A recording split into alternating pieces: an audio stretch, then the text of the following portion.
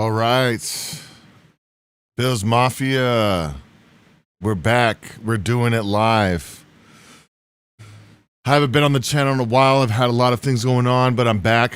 Better than ever. Ready to go. Ready to get this done. Well, training camp has just started officially. And I'm not really a big, like, day-to-day, nitty-gritty kind of guy. I'm like a more of like the CEO, overarching type. So, I mean, I won't really get into a whole lot about training camp unless there's major injuries or anything like that we need to talk about.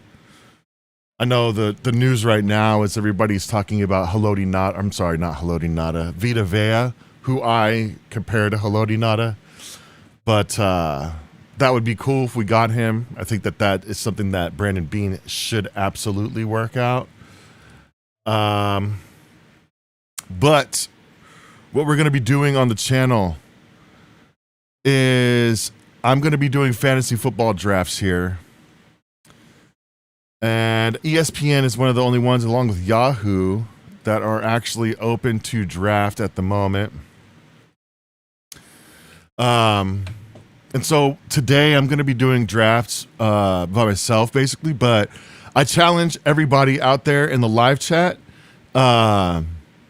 to fight me, basically. If you think that you're good at fantasy football and you think that you could beat me, I challenge you to hop into one of these drafts with me, and let's see how it goes for the rest of the season. Not only am I going to be doing these drafts, but I'm also going to be making videos about how the season goes with each of these teams. ESPN allows 25 different leagues that you can manage, or 25 different teams you can manage. So I'm going to do all 25 on ESPN, and then on Yahoo, however many they let me do. And essentially what we'll do is we'll get you into either my public league or we'll make a custom league. That way we can get the viewers into these leagues. I'm not on Underdog yet. Maybe that's something I can look into if this actually starts taking off. But for right now, I'm just going to stick with the ESPN and the Yahoo leagues. Today, what I'm going to be doing is I'm going to be starting out with my first team on ESPN here. And one of the things that I really like to do is I like to do auction drafts because I think that it really kind of gives you a good measure of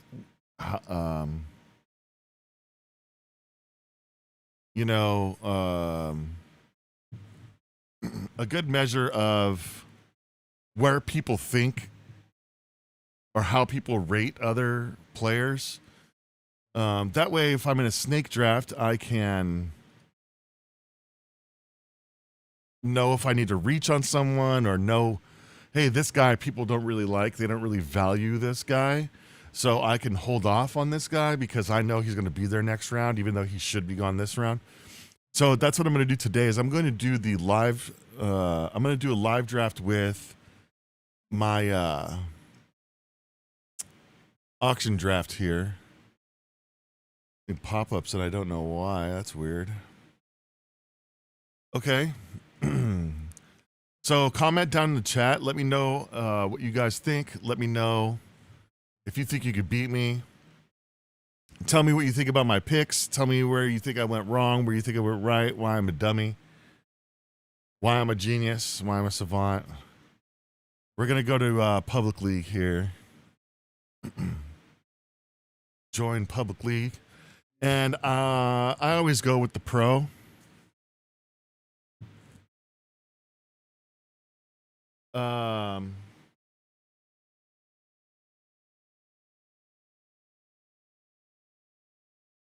Because, I'm not a slouch, right? And I always do the points per reception because That's fun. I am going to end up doing a knockout draft where the lowest scoring team for the week gets relegated basically out of the league, and their players from their roster get put onto waivers and are fair game for everybody to pick up. That seems like a cool mode. I haven't played it yet, but it's definitely something that I think is a cool mode. Okay. So let's go ahead and hop into this draft here. Hit the like button down in the comments. Like, comment, subscribe, and let's get this going. All right, so we're going to go.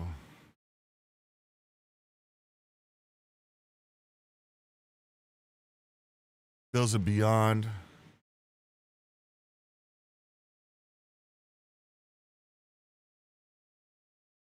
League number 1. Now, this is a very, very early draft.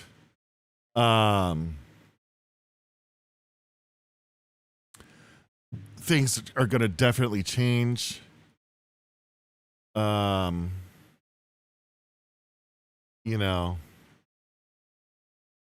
don't really expect much out of these teams here. I usually don't do competitive, like super competitive drafts this early, but I figure the draft rooms are open. And now that camp has started, we're going to start seeing kind of how these rosters are taking shape and how these how the rosters take shape, how the lineups are going to be set. And so I think that, you can do drafts now. It's not wise to do a real competitive draft until basically the Sunday before the first game. But we're just going to wait for this last slot to fill up. Now, there is a strategy to the salary cap leagues. A lot of times folks will blow their load real early, and then they'll be sitting there for rounds and rounds and rounds with no money, nothing to, no one to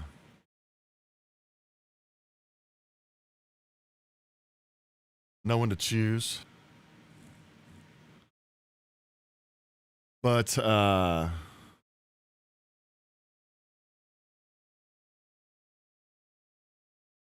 we are going to nominate players in the beginning that we think people want. That way people will actually spend money on it, right? They will start bidding on those guys. But these are not guys that we want.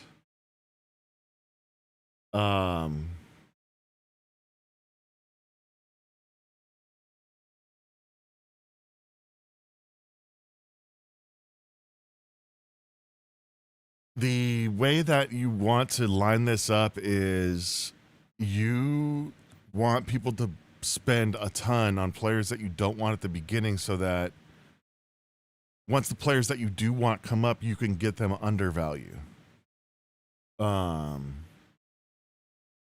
That being said, sometimes you got to pay, right? Like if this is the last RB1 and you don't have an RB on your team, and you're looking at having to spend, 25,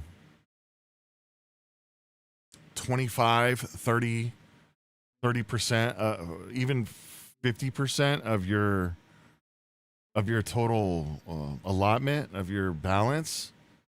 Sometimes that's what needs to be done. I don't recommend it, but I've definitely been pigeonholed before. Definitely been pigeonholed before. Sorry if the audio was too low there. Let me get this audio going for you here. Hopefully you can hear me better now. Amateur rookie things. So we're just going to sit here and wait for this last slot to fill up. But what I'm really looking for is I don't have a set strategy. I think that the best strategy to have going into fantasy football drafts is being able to be flexible. So I highly recommend doing tons of mock drafts. You know, mock drafts are really the way to go if you want to draft from every position possible if you don't know where you're going to be. And they're also good for if you do know where you're going to be, because then you could actually select that spot every time that you want, so you could really dial in. And I know what you're going to say. There's a lot of times that there's robots or whatever auto picking, and that kind of is a bummer, just because it doesn't give you a real sense for what people are going to do. The Autobots will stop at the price that ESPN has suggested. So that's not really that great all the time. It's better if it's full. So this draft is now full, and the draft room is open. So I'm going to go ahead and get into that. And it looks like I'm the first one to nominate a player. So for those of you out there that have never done an auction draft before, it's not like a snake draft where you make a selection and then the person behind you makes a selection and that's the guy that's on your team. The selection that you're making is for the player to be nominated that you want everyone to bid on. And so you make an initial bid by nominating a player. Typically, people will do $1. Something that I like to do especially at the beginning of drafts, when you're dealing with guys that are expensive, that people are gonna end up paying for.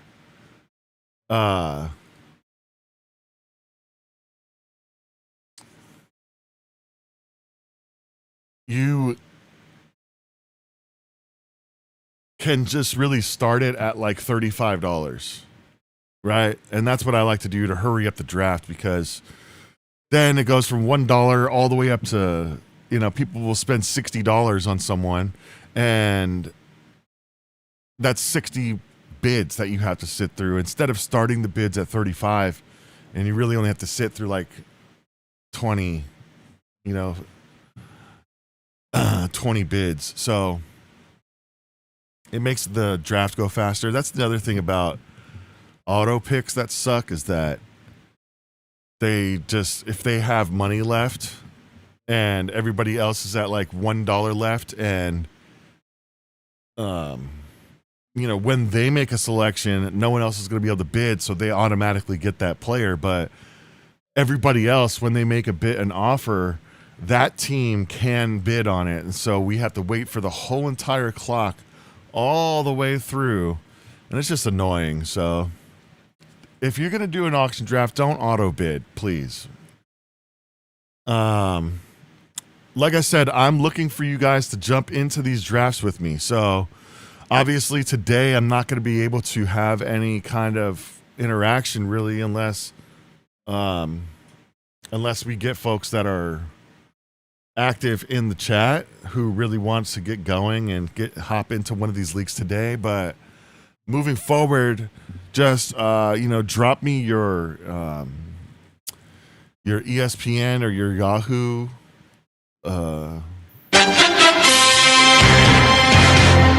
whoa, sorry about that. That was extremely loud. But like I was saying, drop me your ESPN or your Yahoo names, and I will create a league for you. So we're going to go with Jahmyr Gibbs, and we're starting at 35. And so now what's going to happen is everybody is going to bid on Jahmyr Gibbs. Let me move my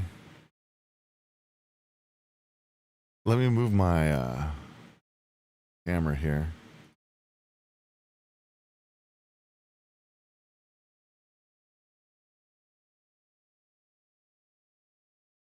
So Jahmyr Gibbs is someone that I don't necessarily want like that per se.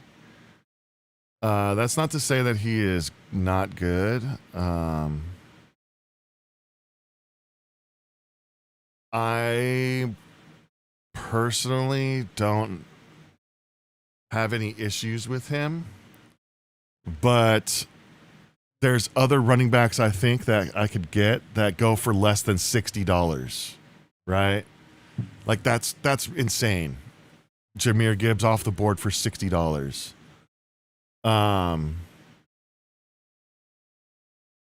If you're gonna spend $60 on someone, I'm not gonna be in the running for them, right?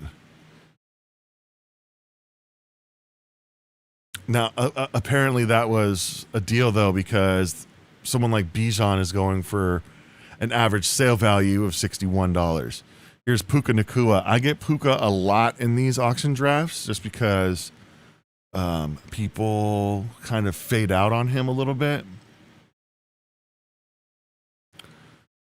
But I don't know if I will be getting him this time just because he's going so early. Typically, there will be a few other players that have already gone, so I can come in behind people. But we'll see where he goes. We'll see how much he's going for, and we'll throw a bid in if it's a reasonable price.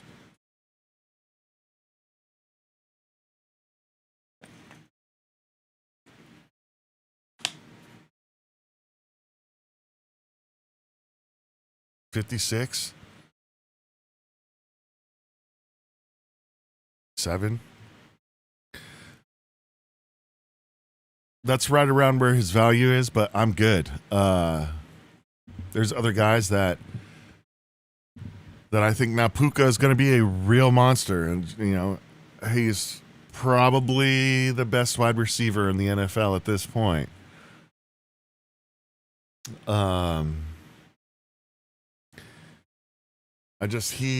He's out too much for me to be investing like that. So let's see. Bijan is going way past 60, it looks like. Oh, well, there we go. So it looks like this lobby is more fond of Bijan than Jahmyr. It's very interesting. Very interesting indeed.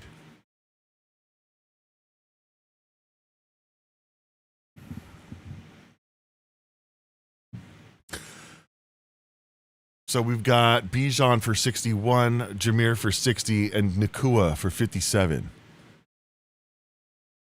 See, this is a great nomination because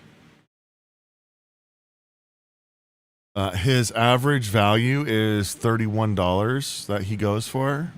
ESPN thinks he should go for 32. And he's at 23 right now. This is I'm gonna have to bid this up. You're not getting this guy for pennies. If I could get him right here at 27, that would be stupid good. Yeah, see, someone came in behind and said no.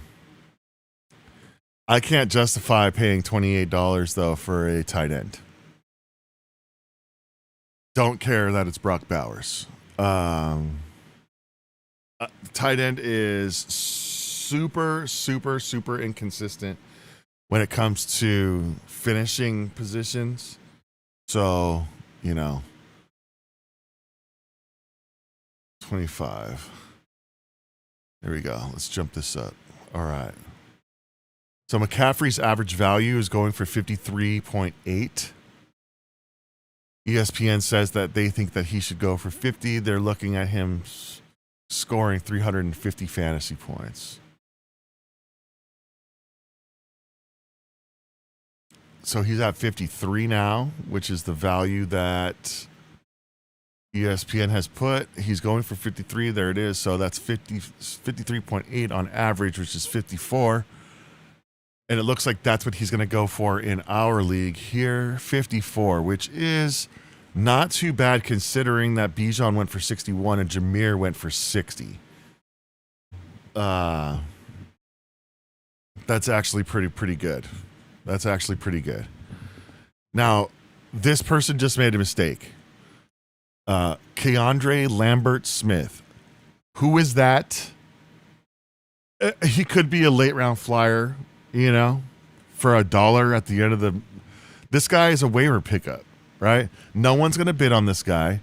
He's going to waste a roster spot and $1. No one's bidding on him. Now, the other day I saw someone do something crazy good, crazy stupid good, and they actually got me with it, but I was lucky enough that someone else bid on top. But this season, Brian Robinson Jr. has made his way to the Atlanta Falcons. And when you put him on, when you nominate him, he comes up as B. Robinson Jr., which makes you believe that it's Bijan Robinson. And so people will bid on it and they're not paying attention like I didn't. So be on the lookout for that if you're doing auction drafts. People are sneaky with that. I think that's a great idea. That's hilarious, in fact. Jeremiah Love should be pretty stupid this season. $38 isn't too bad.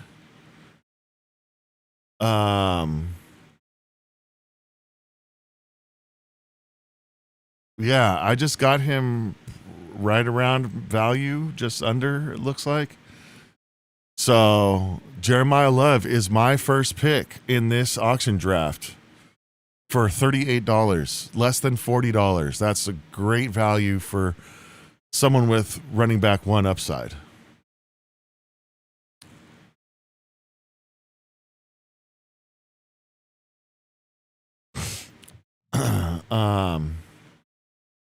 Jamar Chase. Whoa. For more than Puka. Wow. And so this is why I like to do these auction drafts, right? Because clearly these guys value Jamar Chase a lot. And that might be the sentiment going in. If you do multiple auction drafts and you start seeing a pattern that, hey, people are consistently paying more for Jamar Chase than Puka, that means that maybe you can snag Puka. You know, obviously it's a first round pick, so you don't really have a choice, but it's just an example of how it could work out, you know.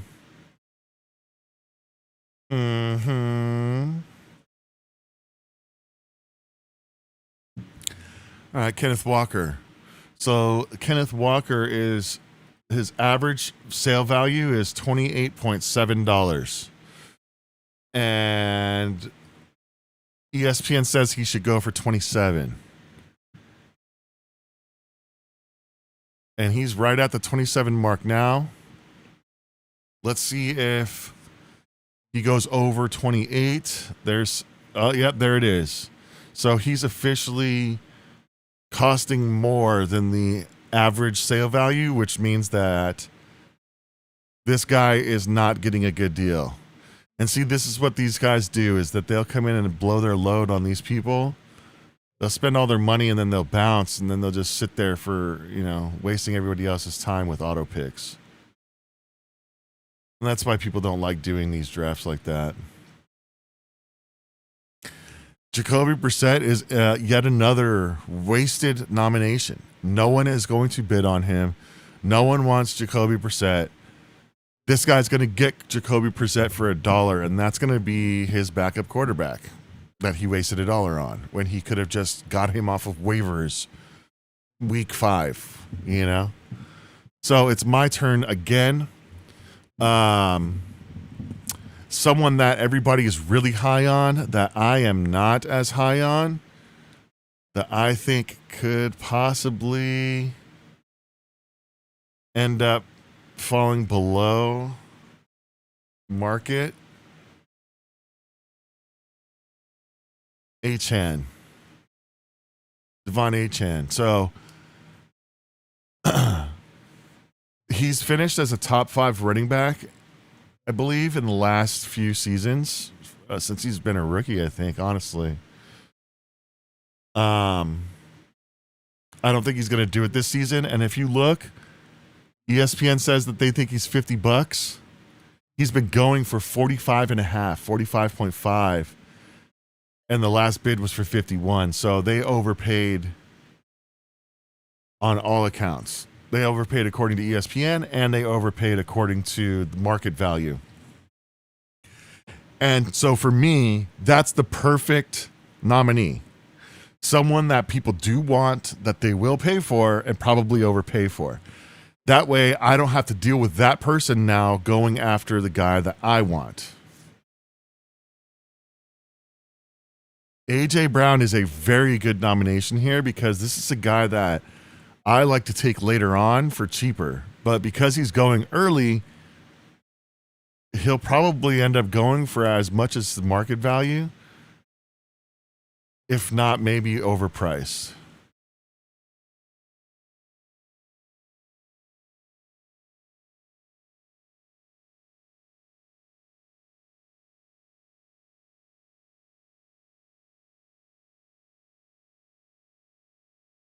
Let's see how it goes. 26, 28. I'll go 28.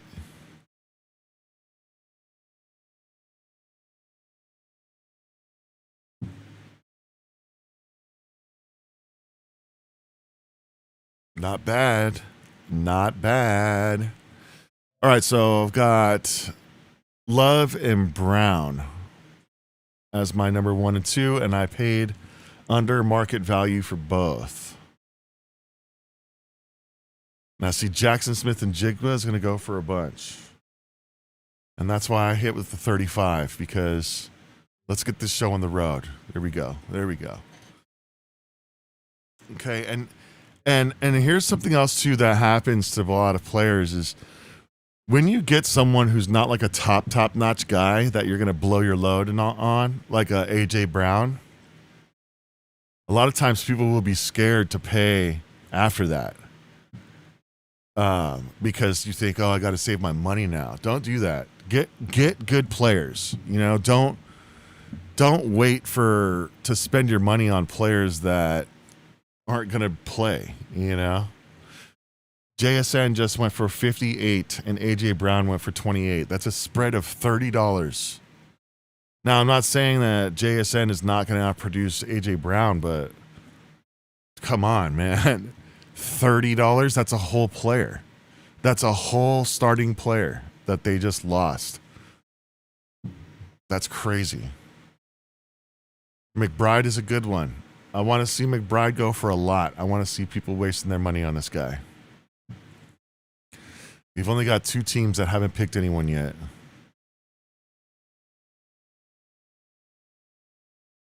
Puka, Gibbs.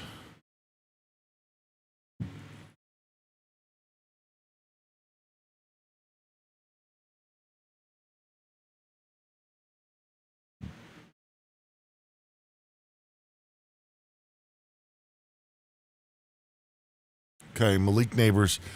We've had some good news about Malik Neighbors. He's not going to be on the pup list. I think that this is going to be a very, very good pick. But what the hell are these people thinking? $43 for Malik Neighbors. That guy just poisoned the well. Chase's competitive team. What the hell is that? Wow.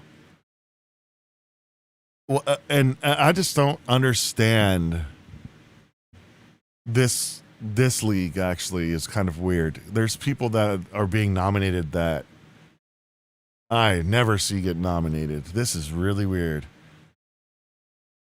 Malik Neighbors going for $43 and AJ Brown going for 28 is exactly why I took AJ Brown for 28. These guys are allowing me to rob them blind.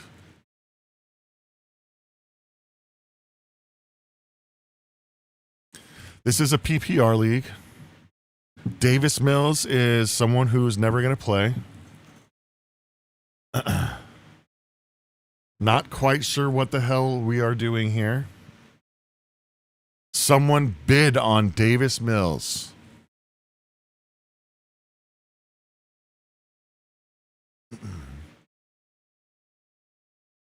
I think I should easily win this one. This is nuts. This is crazy. That's hilarious. Davis Mills for $2. How about it? All right, let's see where we're at. Jaden Daniels. Now, Jaden Daniels is a really, really good value if he doesn't go too high. He goes for $10. I'll put a bid for $8. And I'm out. And now he's over the value. So people are spending too much on Jaden Daniels as of now. Kind of concerning, his injuries last year. Not because like it makes him injury prone per se, but he's a little guy. He's small. He's thin. Can he handle that kind of stuff on a regular basis? I don't know. I couldn't tell you. He is someone that can win you a league. You know, he could definitely win you a league. But will he stay healthy? I'll put 18 on Scatterboo. I'm not going 20 though.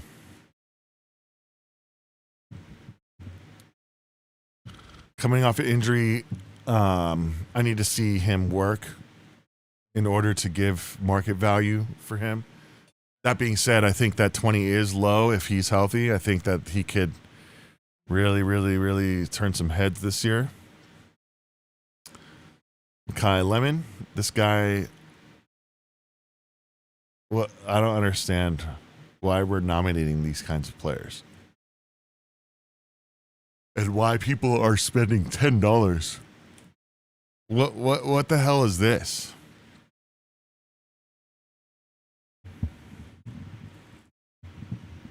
Brother. Jalen Hurts is still the quarterback in Philly. Okay. I do not want anything to do with Derrick Henry. So I'm going to start the bid off at 25. I mean, you can't beat time. Time catches all of us. And he doesn't catch the ball in a PPR league. They can have him. Now, what I want them to do is overbid. If he doesn't go for 30, I might bid. Now, that's a good deal right there. 28 for Derrick Henry. That's a pretty solid deal right there, if I do say so myself. That person just made out pretty good. Sean Combs, the diddler. And see, he's only got $55 now. So he's basically out moving forward. Garrett Wilson is a guy that I like in PPR because he's going to have major volume. And his quarterback play has been improved. So we'll go for the market value here and no further. Because he's still on the Jets and the Jets are garbage. So I'm not going to overpay for Garrett Wilson. He's not the kind of guy that I feel comfortable overpaying for.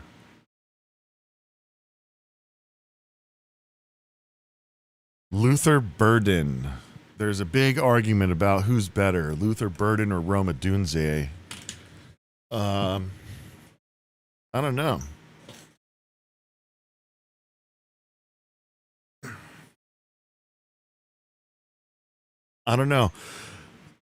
But I think Caleb is going to be better this year.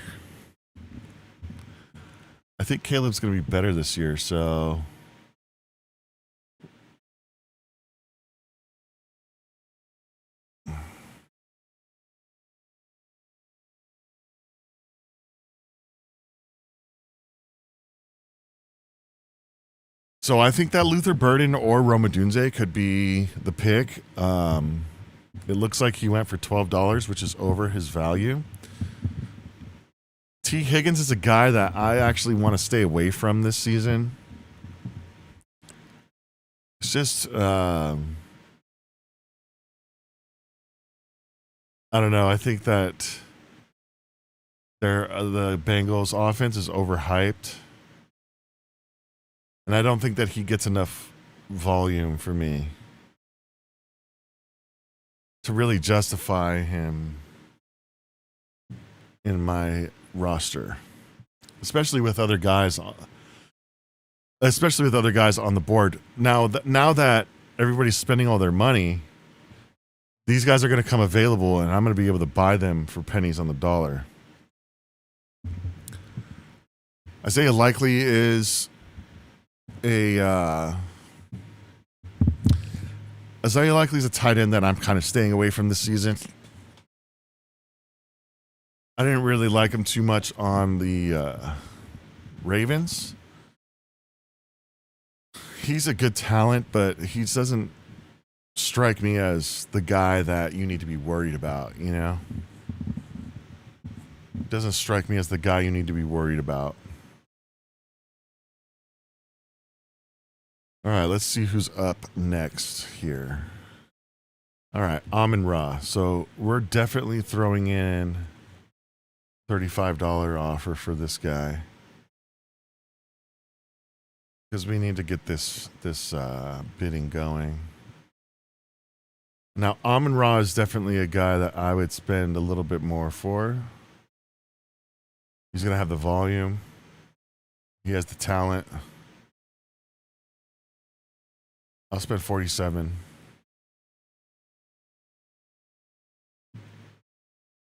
But I won't go 50.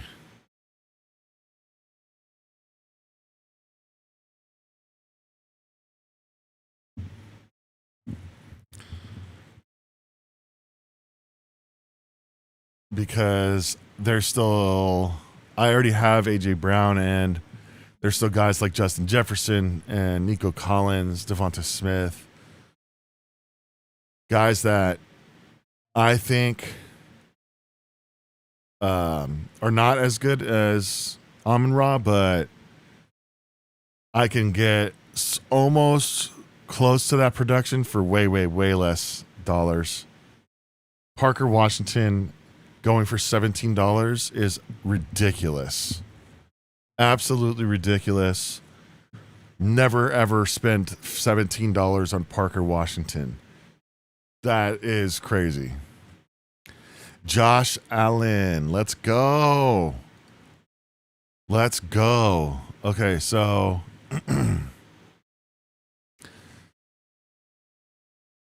Josh might be someone that I will grab if he goes less than $20, which is highly unlikely. Yeah. Yeah, so I won't be having Josh because I don't think that I need to spend that much to get 21 isn't bad. I don't think that I need to spend that much though to get 300 plus points from my quarterback. Granted, Josh could easily put up 400 and probably win you a league, but Saquon Barkley is someone that I am staying far away from. I don't like Saquon Barkley this season. I took him last year as my number one running back. And I doubled it up in my home league, and I doubled it up with Taylor in the third. And I was really lucky that I did that because Saquon flopped. And I think that he's done, honestly. I don't think that he's like done. I think he's still a top 10, top 15 kind of guy, but I think that he is not that top 10. He's not the first round kind of pick that you. He's not the first round pick that you used to know like that. He's on the decline, I should say, the downside of his career this season.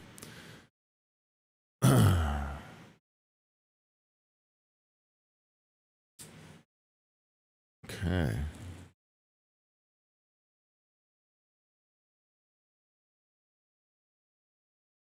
I don't want Rashee Rice.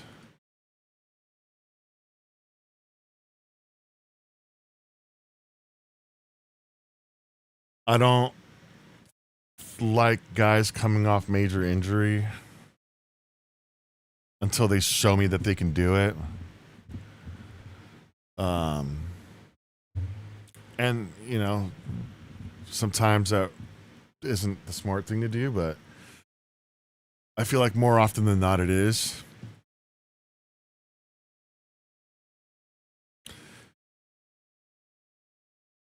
I don't really go off of like the expert consensus stuff, you know. I look at him and I say, is this a good player? Do I think this player is good? Do I think this player is going to play good this season? Why?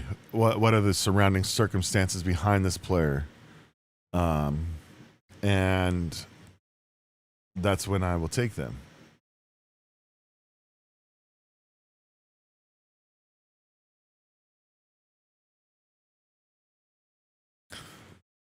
See, Olave is going for 27.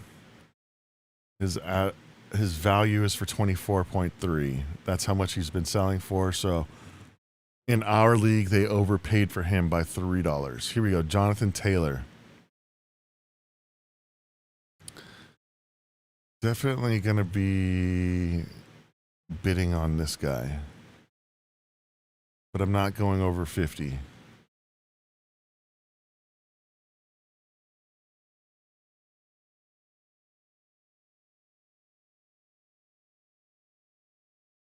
$46. If I can get Taylor for 46, that'd be stupid.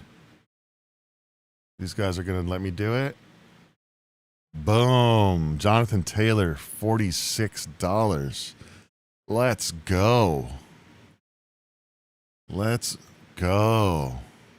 Well under his value. What is that, like $6 under his value? So I have not spent more than $46 on a player. Oh, Justin Jefferson is someone that I probably should bid on.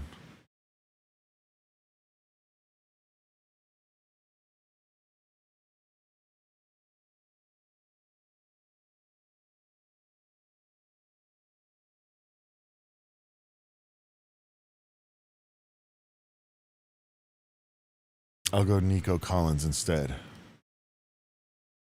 But Justin Jefferson is now officially an overpay.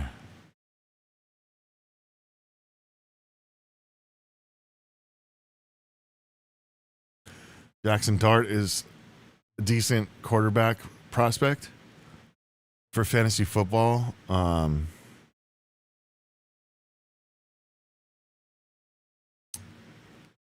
I'd like to see how he operates in his new offense first before I trust him. So he probably won't be on any of my teams this season. But I think he will be a good option. And he's going for $12, which is $9 less than Josh. All right, Drake London is probably someone I should bid on here.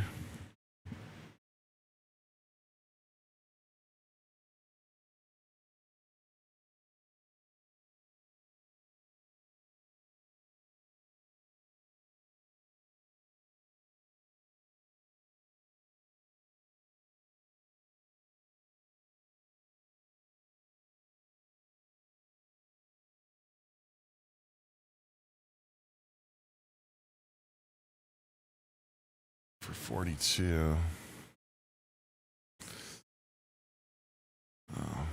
I think I'm going to go for someone like Nico. I'm going to go for Nico and maybe another good running back here.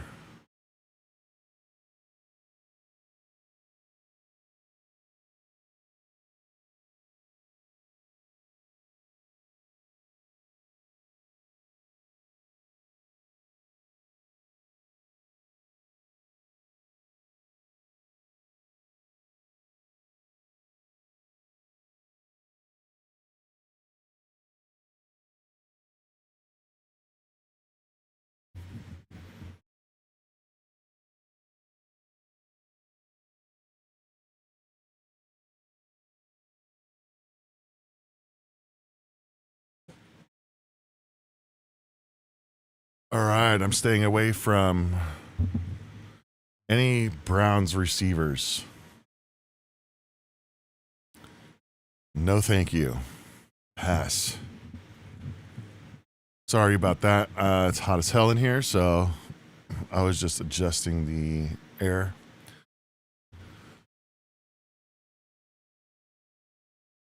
Brees Hall. Brees Hall is someone that I will go after if he is under $27.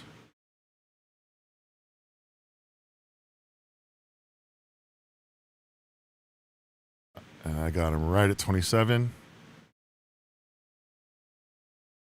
And someone else is taking him.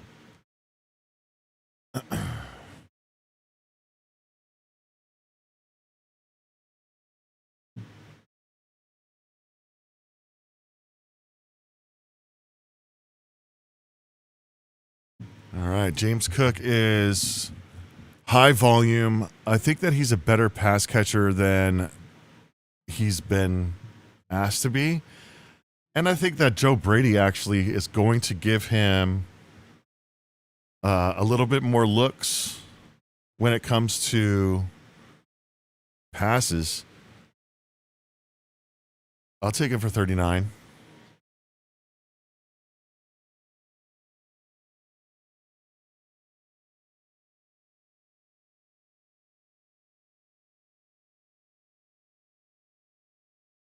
That's not bad. That's not bad. Amon-Ra with Bowers.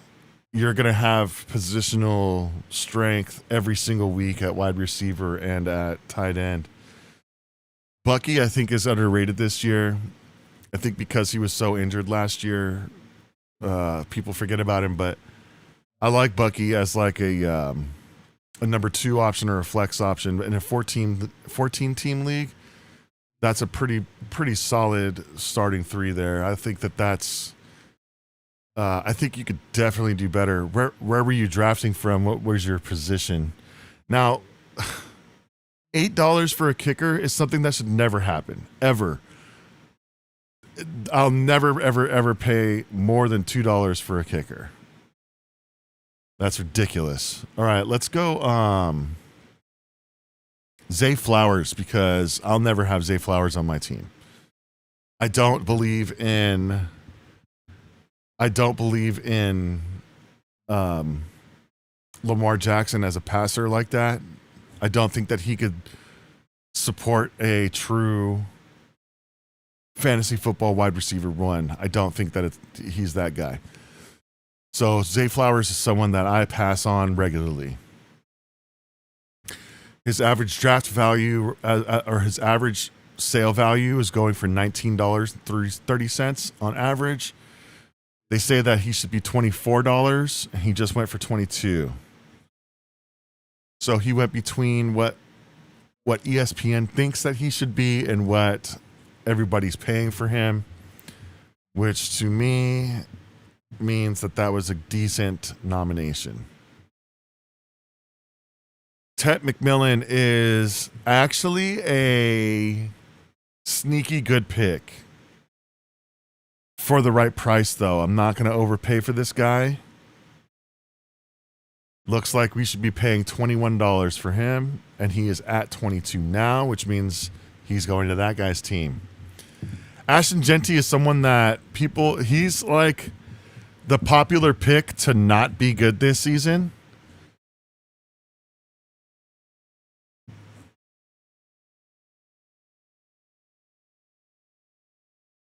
And I'm not buying it, dude. I'm not buying it. I don't think that he's not going to be good this year. I think that he's actually going to be solid this year. And I think $40 for him is a steal. I don't like either of the Cowboys receivers.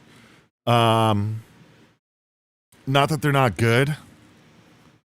I just don't like that they're going to eat away from each other's production.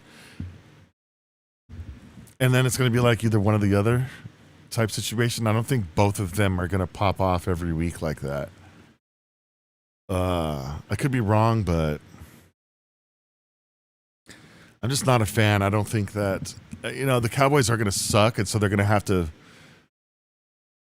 come from behind a lot. But I mean, last year we saw CD get hurt, and he just wasn't that guy. So Devontae is someone that I'm going to have to bid on here because I believe that he's actually going to step up and be a low end wide receiver 1 / solid wide receiver 2. He's going for 20. Oh, he's overvalued right here. I can't take him for that. Not with Nico out there. Not with Emeka Egbuka out there. Amarian Hampton. This is a guy that I would like to get, but I've already got 3 badass running backs, so this is probably going to go to somebody else here unless it's just a stupid, ridiculously low price, which I doubt will happen because of the auto picks that are going.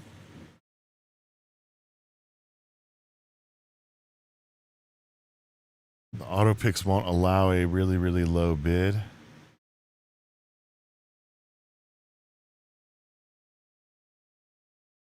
$34 for Amarian Hampton. I think the Chargers offensive line is going to be way better this season. And I think Hampton is going to really break out this year. And it looks like that's what people are paying for. But I got Taylor for 46 and Cook for 39. Those are both guys that have led the NFL in rushing. And Hampton just went for 38. So not bad. Jadarian Price, I think, is being undervalued in this league. And not this fantasy league, but in the NFL and with fantasy players. In this league, though, it looks like he is going for higher than his draft value, which I think is actually smart. This is a PPR, so you're not going to get too much out of him. This is going to be this guy's second pick. He's got Jadarian Price, I should say, and Zay Flowers is his team. Good job, guy. Way to go. I need to get a really, really solid back end number 1 type of receiver. So I'm looking at Nico. I'm looking at Emeka Egbuka. Maybe even Jalen Waddle. I don't think Devontae Adams is going to be that guy anymore. I think that he's a great red zone tool, a weapon, but I don't see the volume for him. I don't think he's that guy. I just don't. I mean, he's going to be a solid player, but I don't think he's going to be a league winner like that.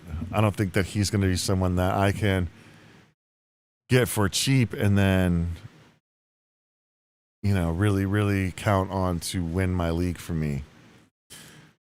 I think Nico Collins is that guy. He's going for $28 on average, $29 on average, and he's for 31. Common guy is someone that should be going later. Probably smart that they're putting him up here now. Him and Swift are going to split carries in the backfield. I don't personally know about their running game like that. But for a team that needs a running back, I guess that's good. You got to be cautious of passing on a lot of running backs just because then they're going to just be gone all of a sudden. You're not going to realize it. So just because they're not the top running backs doesn't mean that you shouldn't be going after them. This guy is nominating the weirdest people, and he has the weirdest team. This guy's going to be the worst drafter by far, I think. Jacoby Brissett, Scotty Hall, Wilson. So he has 2 Jets. We're going to go Josh Jacobs here.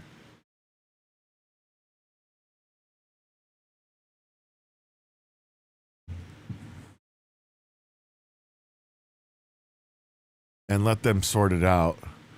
I'm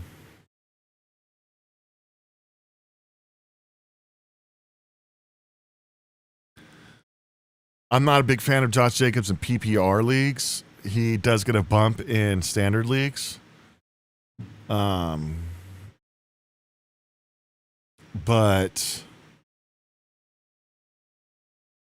he's definitely someone that's going to be a back end running back one. He went for 29. That was actually a good deal. Whoever got him just now just got a really good deal. But again, like I'm looking for a guy like Nico. I'm looking for a guy like Ibuka. Lad McConkey, I don't think is. I don't know if he could sustain a wide receiver one level. He has the skills to be a wide receiver one for fantasy football, especially with his volume. I just don't see him staying healthy. But if he's going to go for, yeah, I'm good on that. Because I'll take someone like DJ Moore for less, right? I'll take DJ Moore for less than $17 from Lad McConkey, and I think they're going to be relatively comparable. Javonte. I'm going to wait. I'm going to hold off on running backs for now because I still need a good wide receiver and I still need a good quarterback.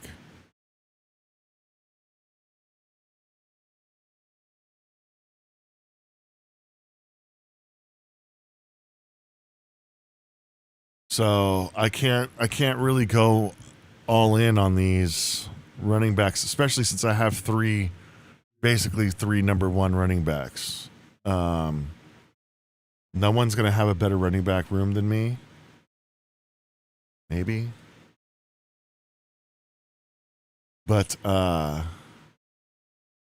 what's he going? 28? Not bad.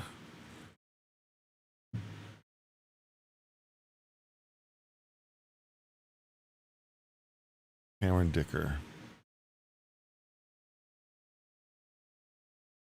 Another thing I do is I'll hold off on the $1 players like kickers and stuff until I can't make any more bids on things.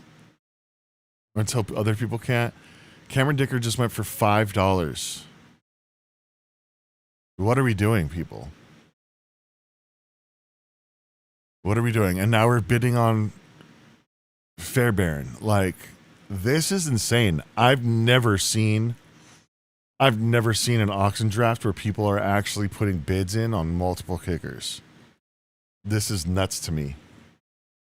Really, really crazy.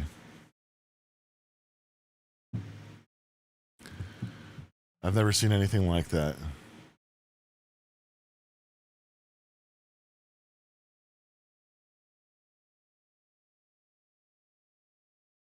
Okay.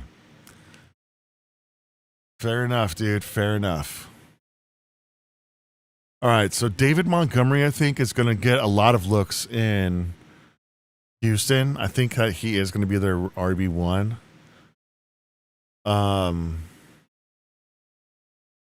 It's just a crowded backfield, man. It's just crowded. And that offensive line did not look good last season.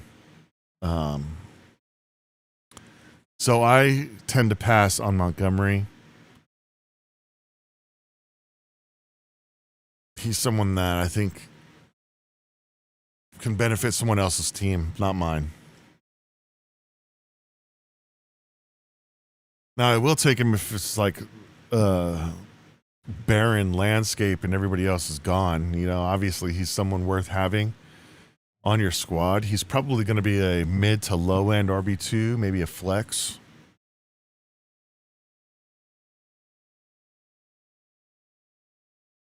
Let's see what we got here. I need a receiver. I need a top receiver.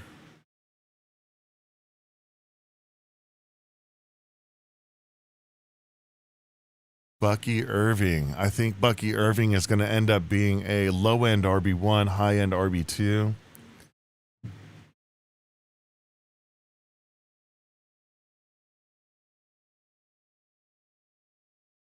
And he's going for $1 more than ESPN thinks, $5 more than the average, which is an overpay. I like that. Vishal Tootin, I think, is this season's most overrated player. I don't know why all of a sudden everybody thinks that he's just going to be this top running back. He did okay in Carolina and lost his job once Chuba Hubbard came back. So I don't think that he's going to really be the guy that sends you over the top like that.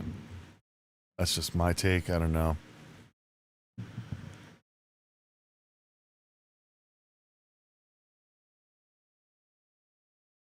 Khalil Shakir.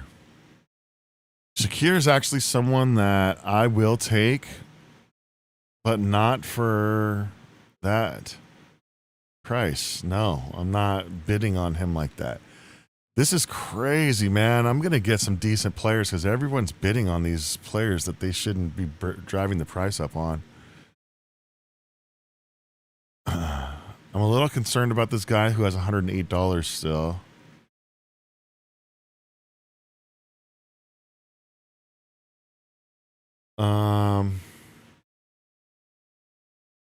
Let's put out Lamar Jackson.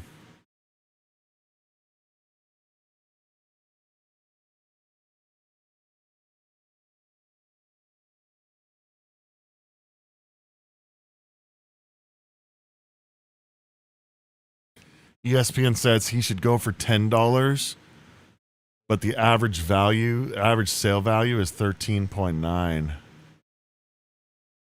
And right now he's sitting at 13, so about $1 less than expected. Boom. And that's exactly what I wanted to see, is this guy spending his money. That's who I wanted I wanted that guy to take him. He's got Zay Flowers. What a great nomination. All right, George Pickens. I will take Pickens if the price is right. He's going for 27-1. 28 is what ESPN thinks. I know I was talking bad about him, but I mean, I need receivers, you know? Field is starting to get thin here.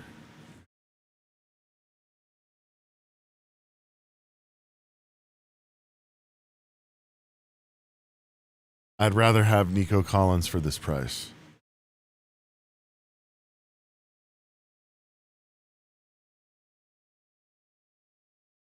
I'd rather have Nico Collins for this price. And then Jalen Waddle is a sneaky pickup. I think that he's going to be good this season. Kyron Williams is a guy that I'll take if the price is right as well. Williams, Etienne, and Judkins are all three guys that I will take if the price is right. If they allow this guy to slip through the cracks. Like, yeah. You're not going to pay $19 for him.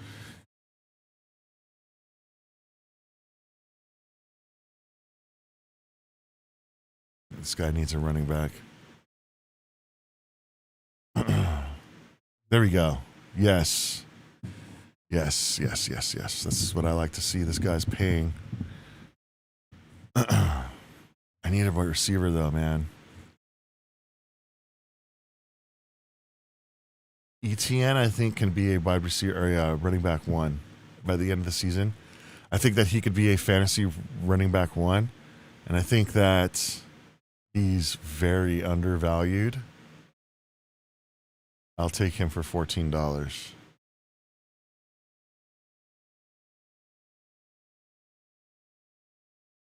I'll take him for $16. Let's go.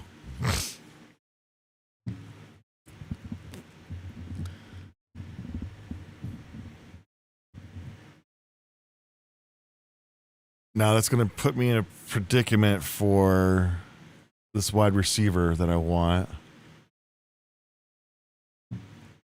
There's really only 3 left that I think are that guy.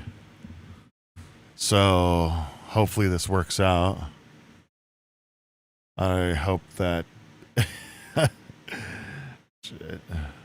We'll see what happens. But yeah, here we go. Emeka Egbuka. I'm gonna need to bid on this guy. I think that he's gonna end up being the number 1 receiver in Tampa. I'll do 15.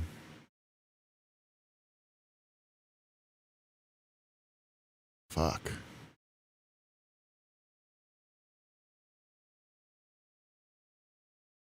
Fuck. Nah, I'm good. I'm good on that. I don't want to be. I want Nico.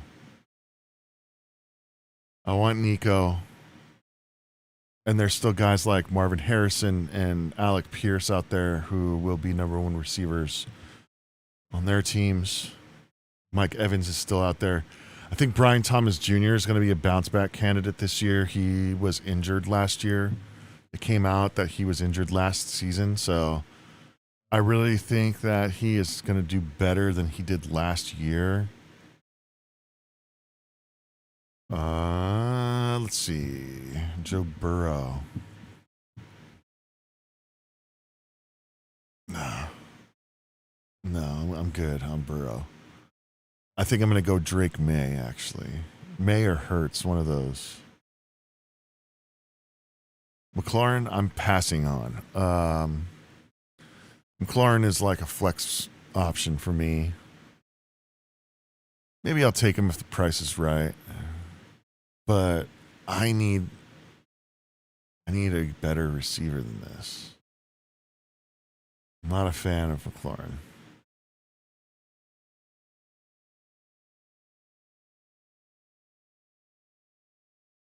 I got him in his rookie year, and he actually helped me out because I got him off waivers, but I'm not a big fan of drafting McLaurin. I don't know. To me, he feels like a Brandon Cooks type or a Deshaun Jackson type. There's just guys that I don't like drafting. They're small. They use, like, even Tyreek Hill I stayed away from for a long time just because I was scared of them getting injured, the little guys. Mike Evans.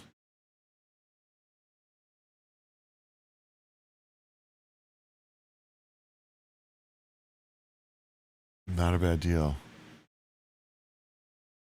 I really like Tyler Warren. Oh, here's Drake May. He's going for 11.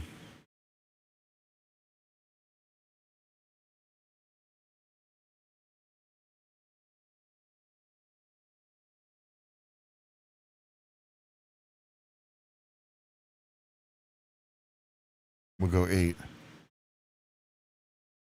We'll see what happens if someone bids on him. Because that would put me at 10. If someone bids on him, we'll be at 10. Drake May for 8. Let's go. Let's go. That's what I'm talking about. So I've got my stack. I've got my Drake May, AJ Brown stack. I got my quarterback, who I believe is going to put up over 300 fantasy football points. Let's see what my budget's looking like. Where am I at? $16 is my max offer. Fuck me, dude. There's no way I'm getting Nico. Fuck. Let's go Marvin Harrison. I need them to bid on this guy. I need them to... I'm not going to be able to get Nico. Damn it.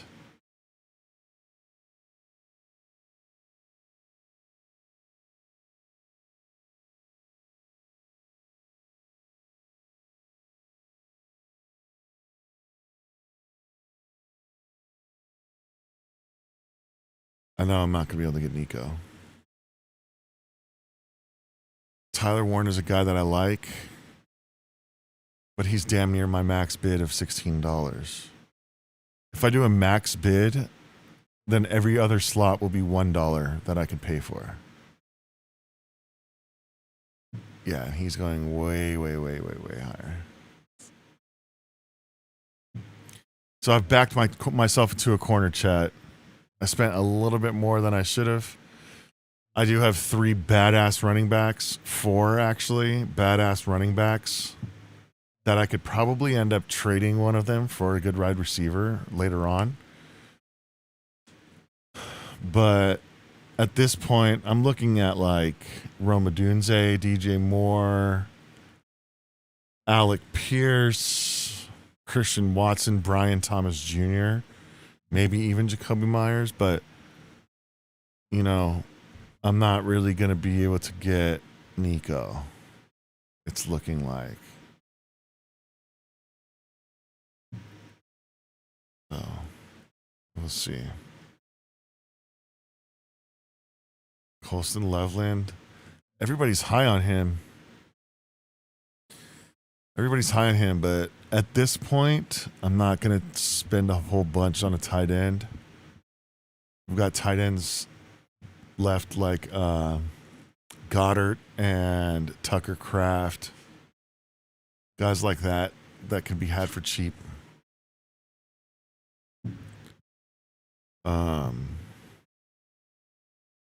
See who the next guy is. Carnell Tate. That's a really good. That's a really good nomination. I think people will spend money on him. Damn, I've only got $25 left. And I still need 2 starters, a wide receiver and a tight end.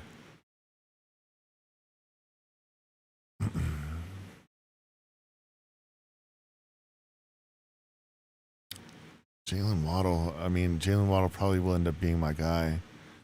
Let's see.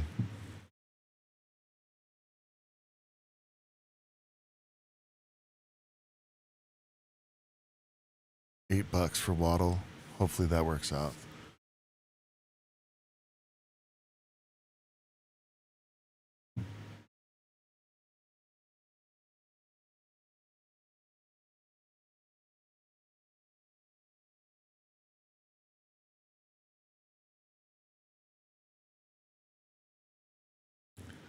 All right. That means that they're going to pay for Nico, which sucks. Hopefully this guy. Oh, I just lost signal on my camera. Sorry about that, guys. 1 second.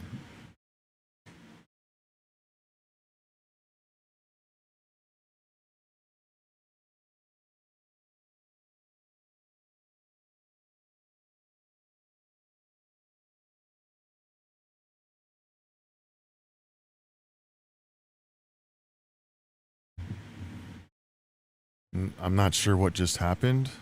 I think my camera might have overheated. I'm going to need to take a second to get some airflow going over here. Like I said, it's hot as hell in this house right now.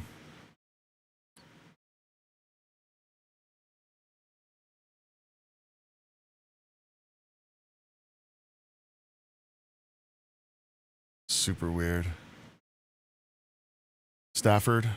No thanks. Give me 1 second. I'll be back.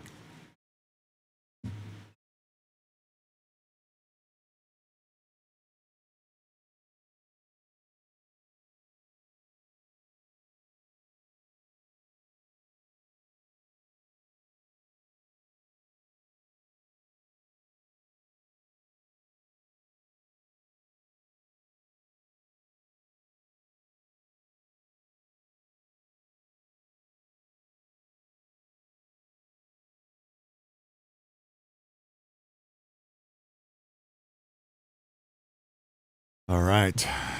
So we got the fan moving some air to the camera. Hopefully that will be sufficient for the overheating situation that we are experiencing.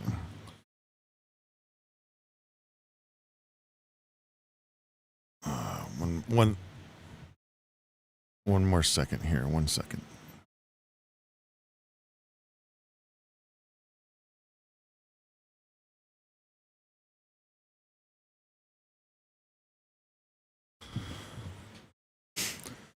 Okay, we're back. Hopefully that fan isn't causing too much of a disturbance.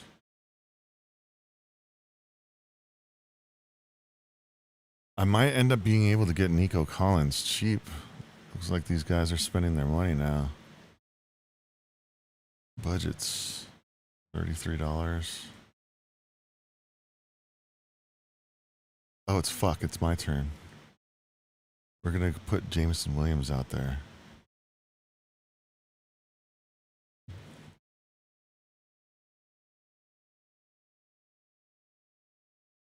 So we've got 1, 2, 3 teams that can spend more than me. Chase's team, Sebastian's team, and S's sneaky team. S's sneaky team here.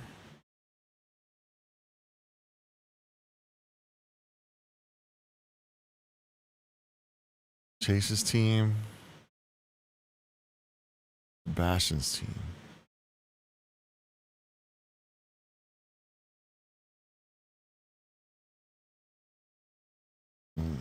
Crazy.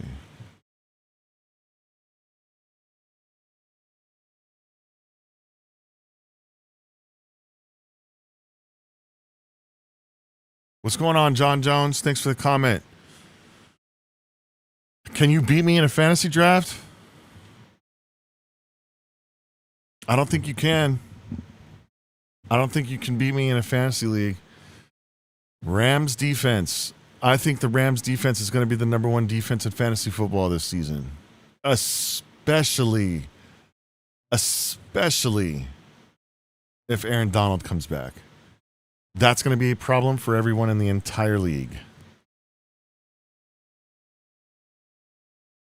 All right, running back situation is starting to kind of get dire here, so I probably can't pass on too many more running backs, although I'm not really a fan of the Bears running backs this season. I'm not like, it's not, you know, it's all good.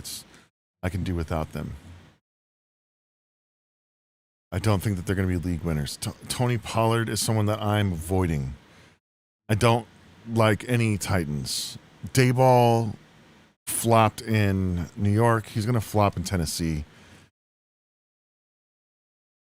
Dayball is the man when he doesn't have to be the man. You know what I mean? Like, he was great with Josh. No one knew who he was. And then once everyone did know who he was, he fell apart. So, not expecting too much from Dayball or from anybody in the Titans organization. Travion Henderson is someone I think that you should go after.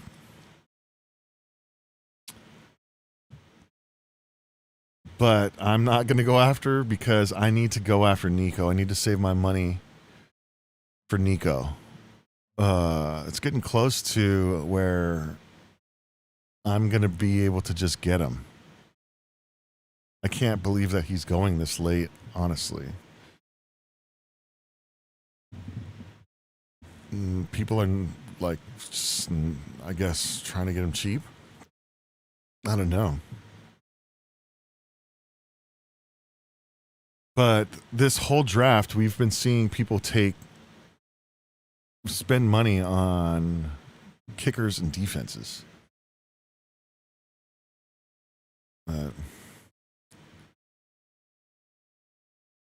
I need a starting wide receiver and tight end, and then I need to start filling out my bench.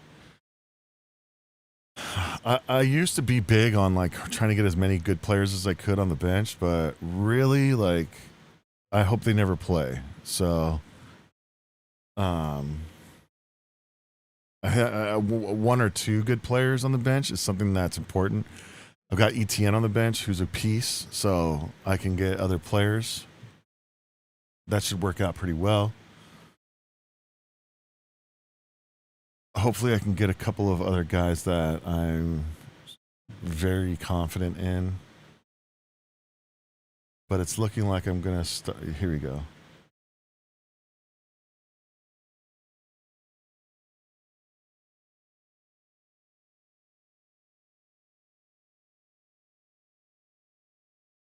I need to go 14. Fuck. Well, there goes that. Damn it. Wow, dude.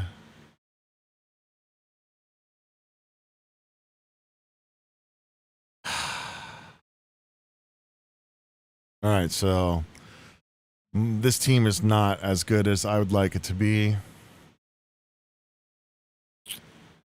DJ Moore is going to be my number 2 receiver. Fuck me, dude. Terrible. I shouldn't have gone after AJ. I really shouldn't have gone after Love. That's who I fucked up on. I didn't really want Love like that.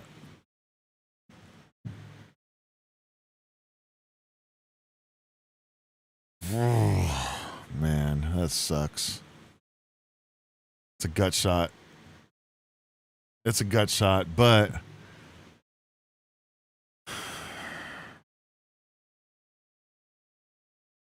fuck. Roma Dunze or DJ Moore. I'm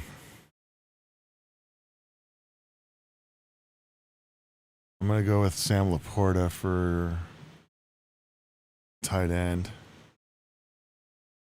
We'll see how he gets bid on. I'll go for $6. Someone else wants him, they can overpay. Man, that Nico really busted my fucking ass, dude. Especially since it was only me and that clown that were in it. Fuck. That's so lame.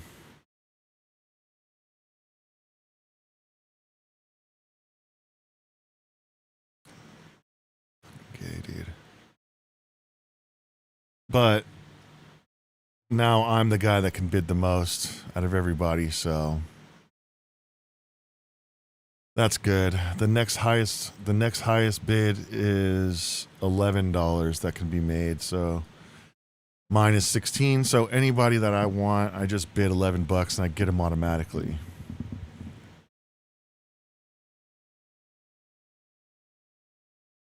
And it looks like I'm going to have a pretty deep bench here. Rome, Adunze, DJ Moore, Cortland Sutton, Christian Watson, Brian Thomas, Ramondre Stevenson, Chuba Hubbard. Rashad White is someone that I like, that I'm high on.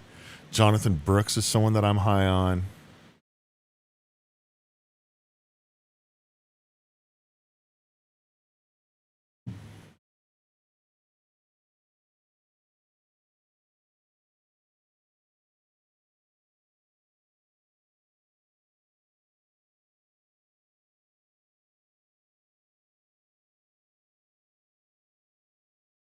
Pay $10 if he wants.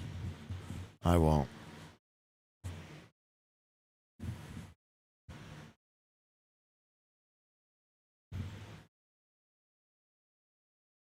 All right, I got Rome.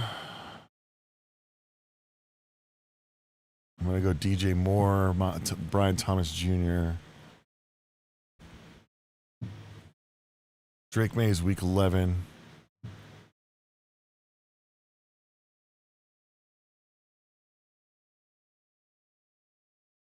Maybe Herbert. Oh, that's a nice one.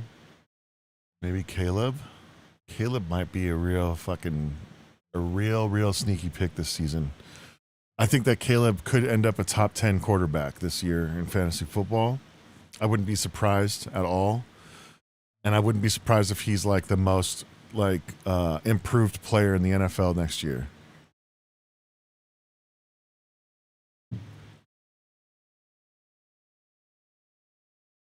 I mean, I think that you could really even wait and take Caleb as a number one quarterback, but I'm gonna have him on my bench if I can. Rico Dowdle is another like Byshell Tootin. I think that he's overrated. I don't know. It's not really like, I don't think that he's special like that, you know? I think that he was running behind a good offensive line. I think that he's on a worse offensive line team now. And I would not be comfortable taking him like that. DJ Moore is someone that I'm probably going to have to take here. Budgets. So I still can outbid everybody. We'll go 7. That's mine. Okay, so the least sexy number one options, I guess. Rome Odunze and DJ Moore. Alec Pierce is still available. My max bid is $2 now.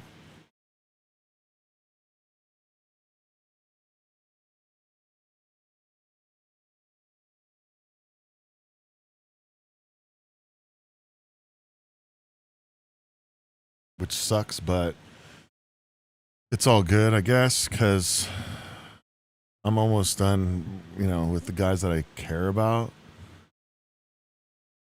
I'll probably...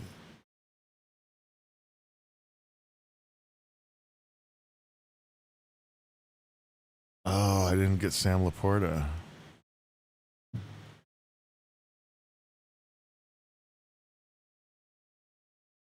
Damn.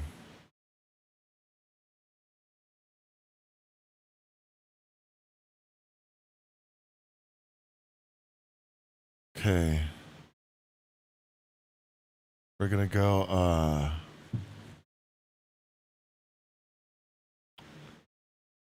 Let's go Brian Thomas.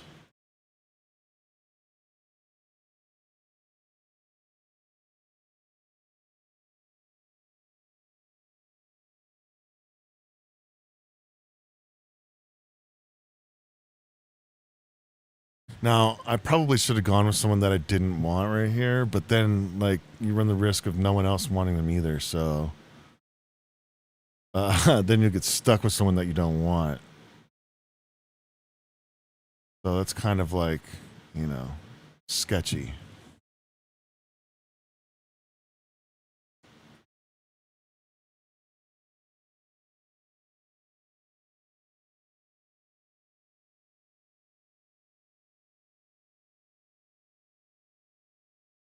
Man, my receivers are pretty weak. My running back room is ridiculous. I probably spent too much on running backs and not enough on receivers.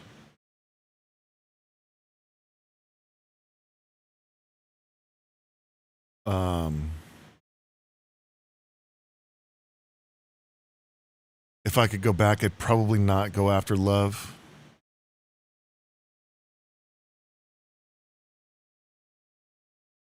Just because he's an unproven commodity, but they're saying that he's looking the part in Arizona, so we'll see what happens with that. He's probably going to be their whole entire offense.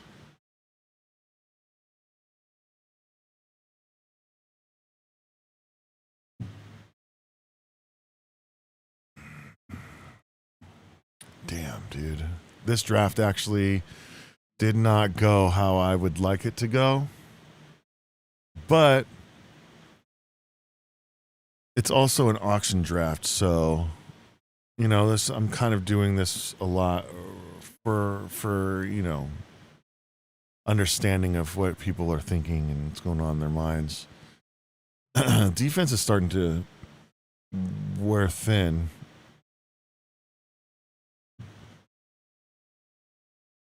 I like the Eagles and Ravens.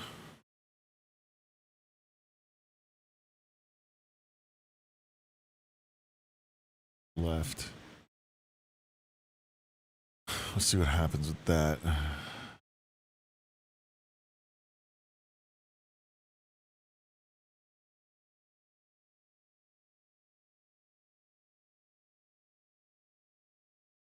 I'm going to offer $2 for Rashad.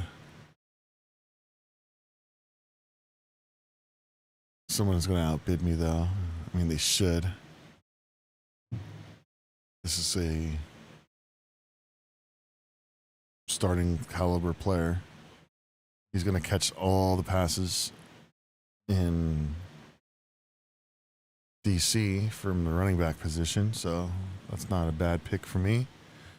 But now I'm down to $1 per, so I'm probably going to get screwed out of a lot of guys that I want here, which sucks. But it is what it is. The next draft I'm going to do is going to be a snake draft, so that will be a little bit more of a solid draft that I pull off because I don't have to worry about getting outbid for stuff. This one, though, I'm not really satisfied with the team too much. I think I might have to make a trade for a better wide receiver to pair with A.J. Brown. Maybe I'll trade Cook. I could probably get a good amount back for Cook.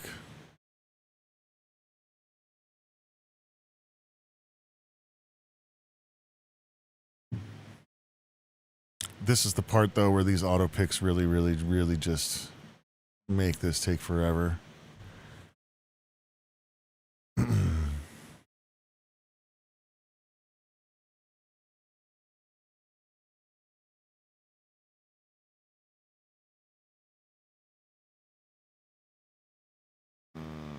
So it's Sean Combs, Chase, and Haven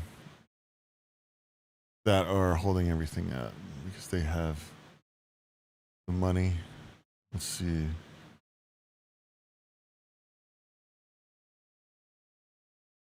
I'm going to go Tucker Kraft.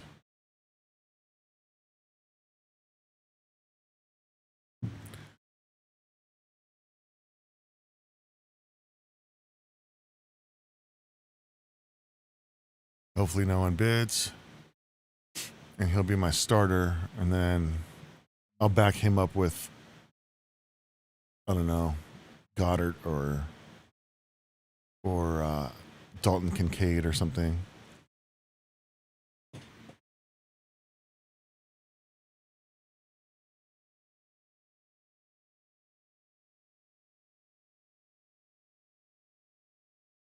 Jaylen Warren, I think, is being underrated this season. A lot of people are like, he's going to lose touches to Dowdle, and I don't know, man. I don't think that Dowdle's really going to move the needle like that, like that. And here's all the guys that I was looking at getting real easy, but they're obviously slipping through my fingers. So I'm going to have a pretty weak bench to go with a weak receiver room.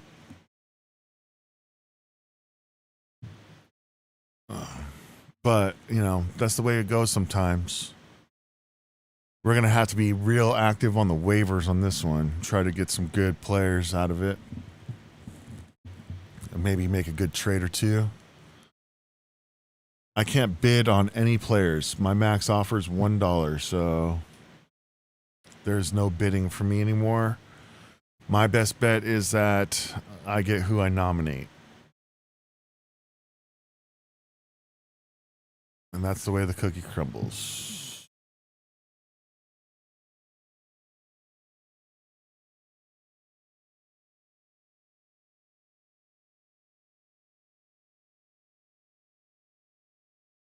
This guy is, oh, he's got Joe Burrow.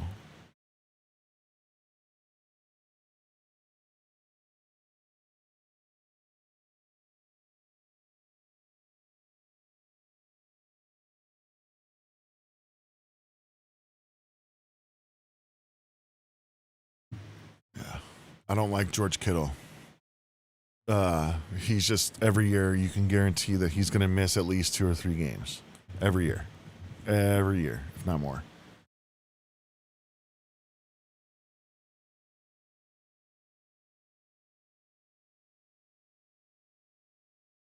Not a fan. All right, let's see. This guy needed a defense, 2 bench players, and a kicker. There you go, $1. 2, 3, 4, 5. 1, 2, 3, 4, 5, 6. He's got $10, so he can spend just under 2. Okay. 5, 5, 2. Oh, this guy only has 1 player left.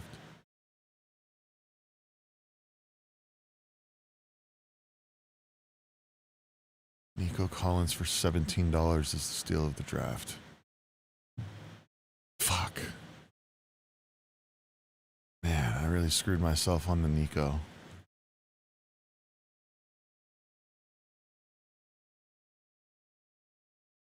That's the guy that spent $43 on Malik Neighbors. What the hell is going on, man?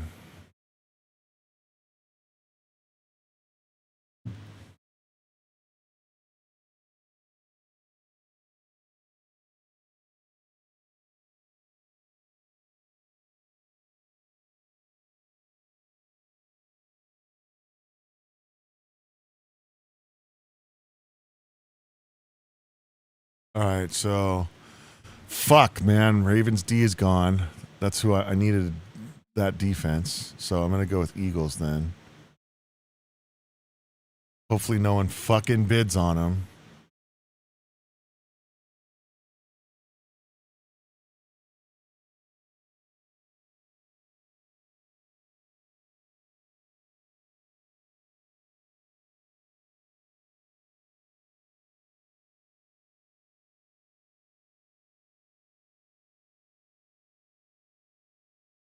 Sweet. Perfect. Okay. Whew. All right, now I need to worry about filling out my bench.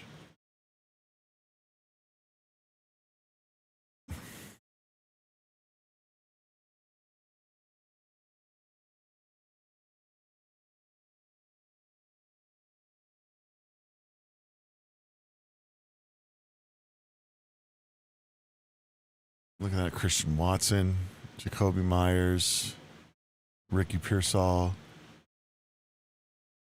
Jaden Reed, Josh Downs. I like those guys.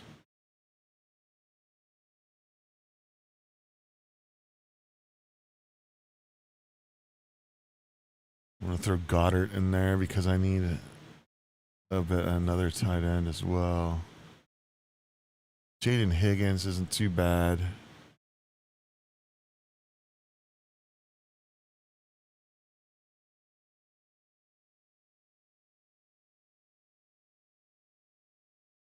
There's Jacoby Myers. Fuck.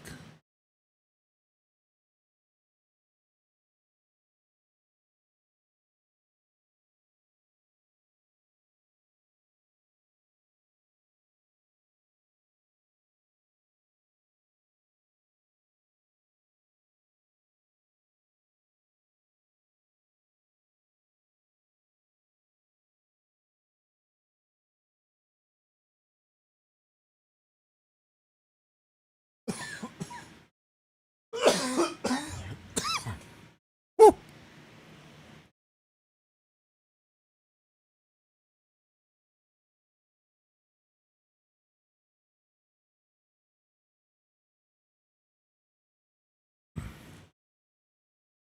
Aaron Jones is a guy that I will never have on my team. I haven't liked Aaron Jones as a fantasy football player for 5 seasons. I think he's a waste of a roster spot personally, but to each their own.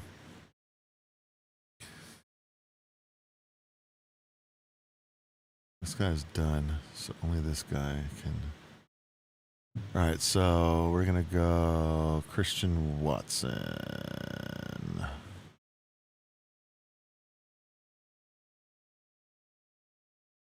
I like Christian Watson. I think he's the number one receiver on the Packers, even though they spread it around a lot. I think he's their most dangerous deep threat. I think he's the guy that they look for the most to score, like big plays, stuff like that. He's always hurt, though. He's always hurt.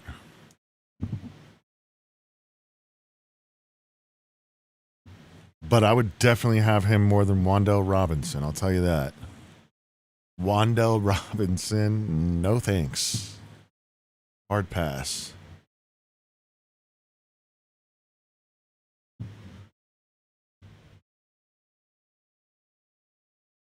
All right, cool. We're locked in. We're locked in. We're locked in. Kenny Gainwell. I'm looking at like RJ Harvey.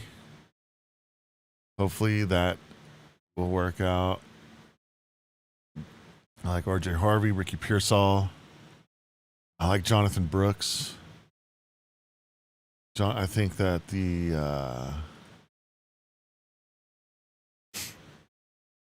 the Panthers have a strong offensive line when it comes to the run. And I think Brooks is gonna. Did they just take him? No, they didn't. Harvey's there still, so is Brooks. Okay, so I'm gonna go. Shit.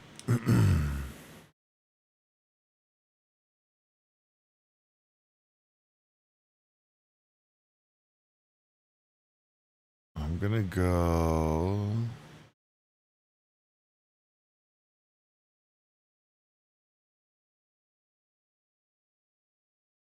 I think I'm gonna go with Brooke. Fuck, there goes Goddard. I'll probably end up doing Kincaid then.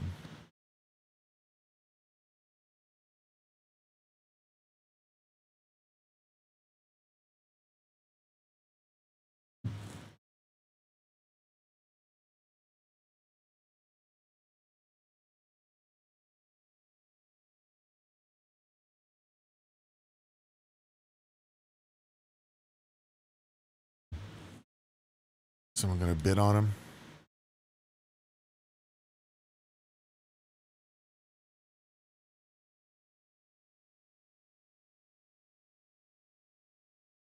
Oh shit, this is gonna be my number 6 running back.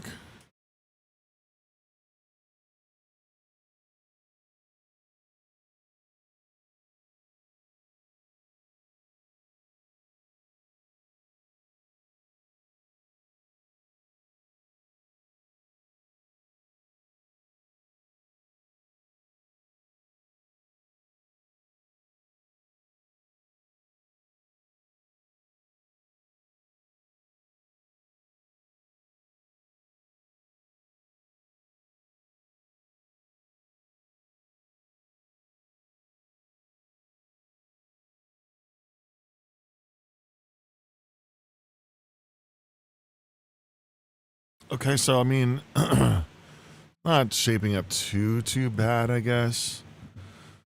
But this is definitely a weak roster, in my opinion. I've definitely had stronger rosters than this.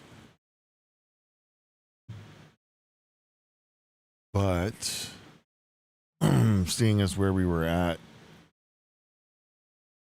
I think it's turning out pretty well. Fuck, dude, Ricky Pearsall's gone.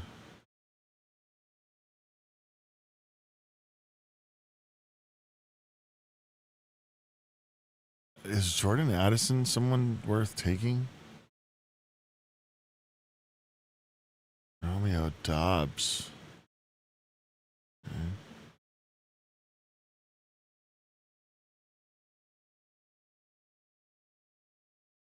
Who's the quarterbacks that are left? Oh shit.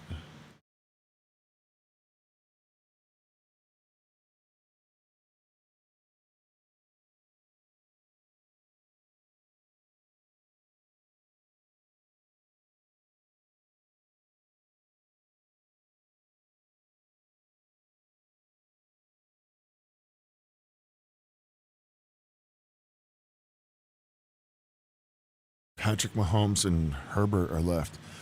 I'm going to go Herbert, honestly.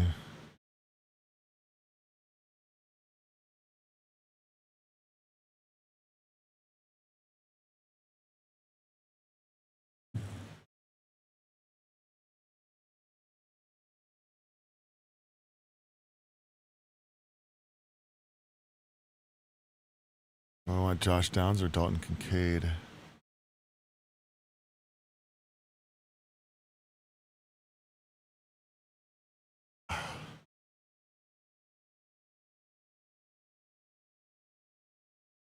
I'm going Kincaid.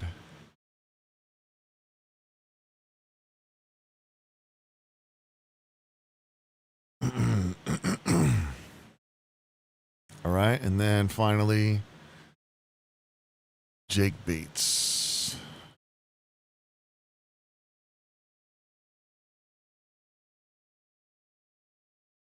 Man, we got Drake May with Justin Herbert as the backup.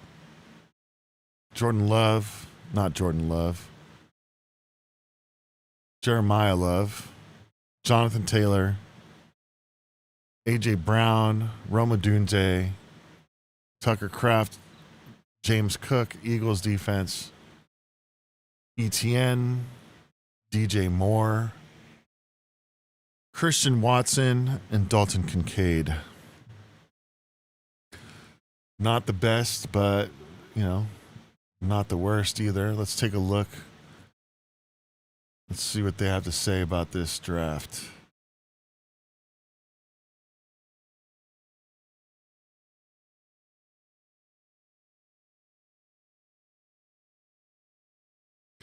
They have me right in the middle of the pack. They think that I'm going to be finishing 5th out of everybody. 5th in the league.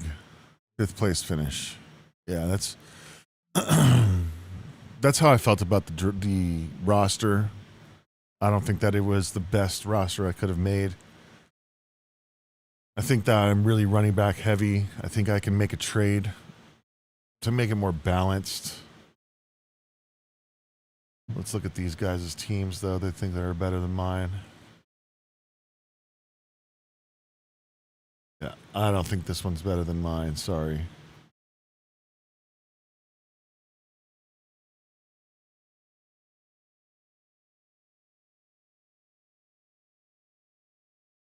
This guy's got receivers.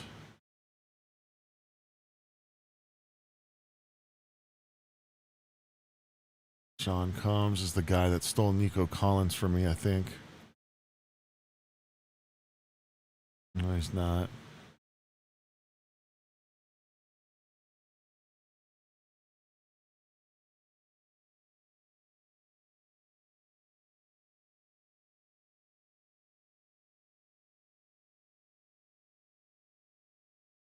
All right, well, not a bad squad. This is pretty cool for the first time. I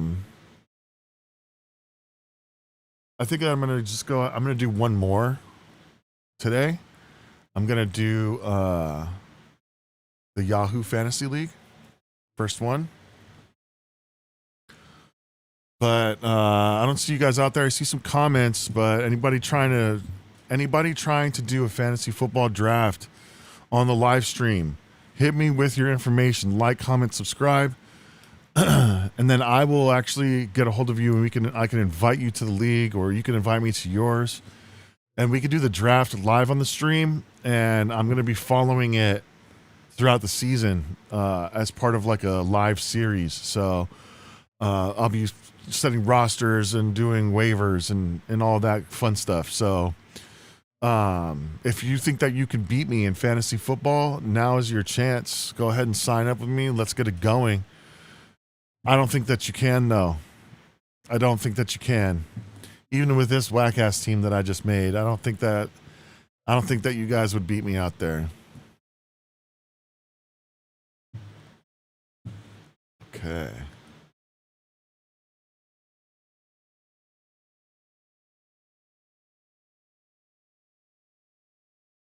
Okay, let's go to the fantasy Football for Yahoo.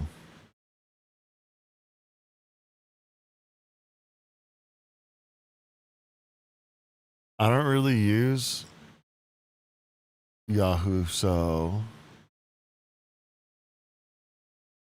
I'm not join a public prize league.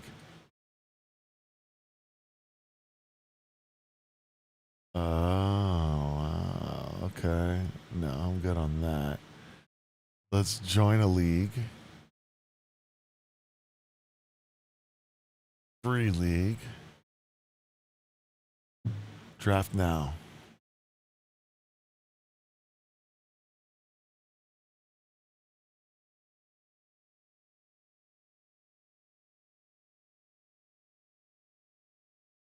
$9:30. What is that? 6:30? That's an hour from now? No. Draft now.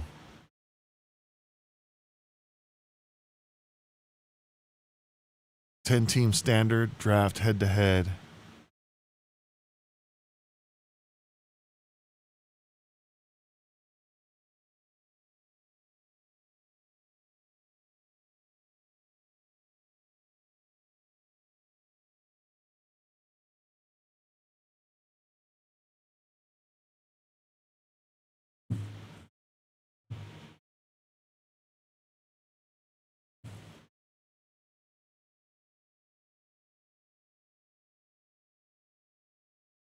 Okay, so I've got 1, 2, 3, 4, 5, 6, 7, 8, 9, 10.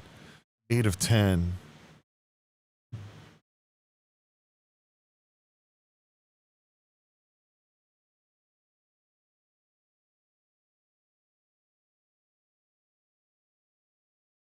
This is weird. I don't use Yahoo, so I'm not familiar with Yahoo, but this is weird. I'm familiar with ESPN, NFL, and Sleeper. Those are the platforms that I basically use. What's your favorite chat? What's your favorite platform? Put it down in the comments below. I hadn't heard about Sleeper until like 2 years ago. I know a lot of people are doing Underdog now. I think I want to try to get onto that just because it seems like you could do as many drafts as you want. Okay, here we go. We got a new league coming through. Yahoo, here we go. I'm not familiar with this.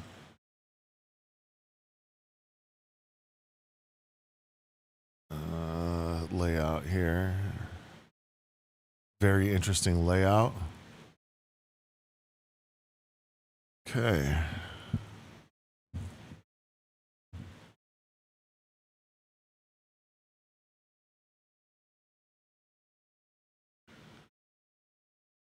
Change the layout. Your team.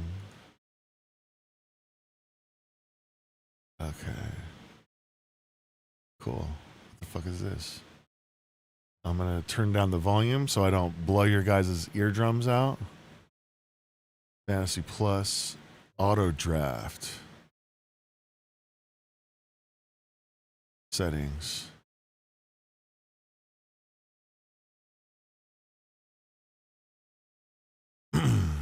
Okay. So this is going to be just a regular snake draft. I believe this is a PPR. So we're going to go with that type of draft model.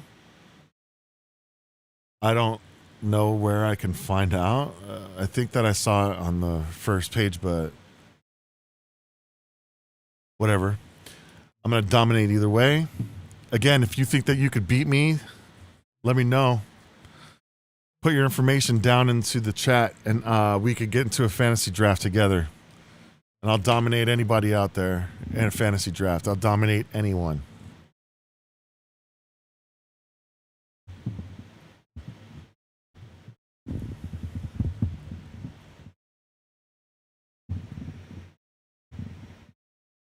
Okay, Bijan goes number 1.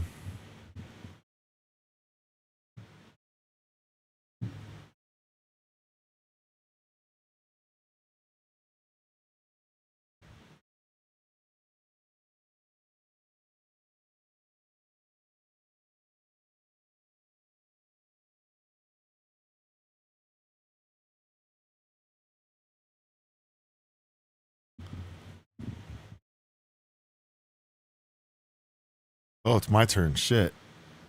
I'm going Puka. Wow. It was my turn the whole time, chat. I'm a retard. Everyone's waiting for me. Woo, that's funny. Okay, so chat, when I'm doing a snake draft and I have a top pick, I need the way that I'm seeing how the drafts are falling. If you're in the top end of the first round, then you really need to come away with one of the top receivers because the fall off is pretty big. You can come back around and get a running back 1 on the back end. But like for instance, if you look at where I'm at now, the next best wide receiver that they're saying that I can get is going to be George Pickens, Devonta Smith, AJ Brown, T. Higgins. That would have been disastrous if one of those guys was my very first one, right? I think that Omari and Hampton and Achane and Henry are all capable of being an RB1. So that's why I would take guys like that. And let's hope that one of these guys make another mistake so I can get Nico or Landon. I'm sorry, Nico or London. Drake London, one of those two. But I am going to need to get Hampton or Achane.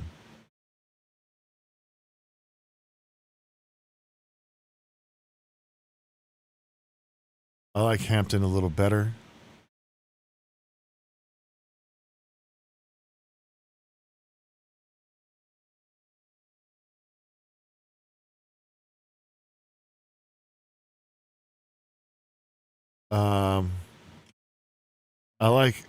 I like Hampton better than Achane.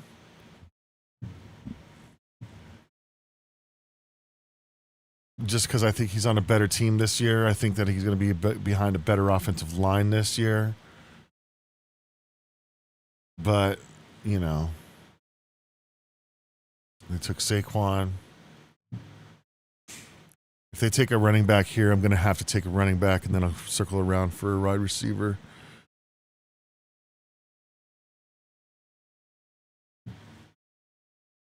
Yeah.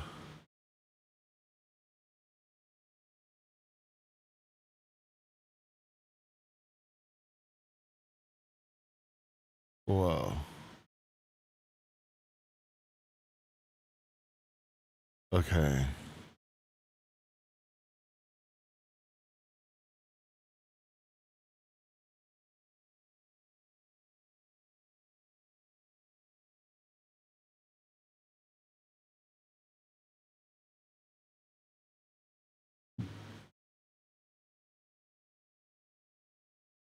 Damn, dude. They took the running backs I wanted right in front of me. That's how it always goes. That's okay because I'm going to look at Love. I don't like Derrick Henry this year.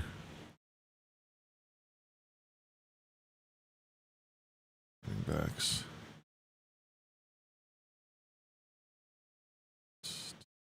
Okay.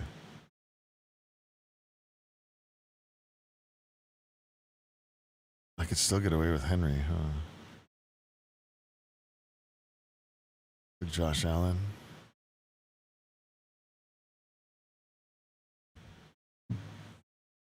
Huh. Interesting draft so far, I should say.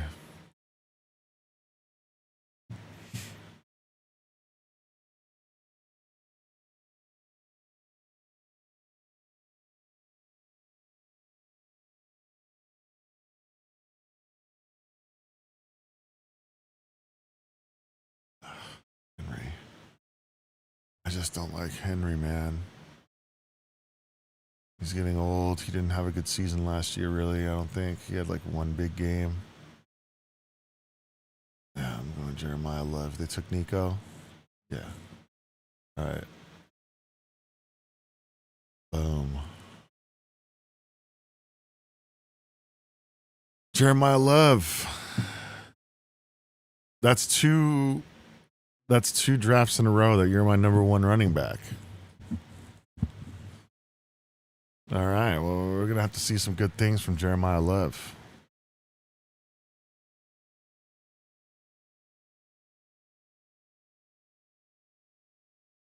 Pickens is next off the board. Coming back around, I'm looking at Garrett Wilson, Egbuka. Hopefully they start taking other guys because ETN could and Scottaboo I like. Judkins.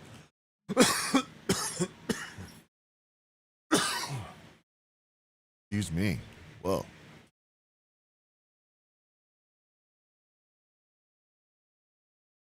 But if I could get like Breece Hall as my number 2, that would be great.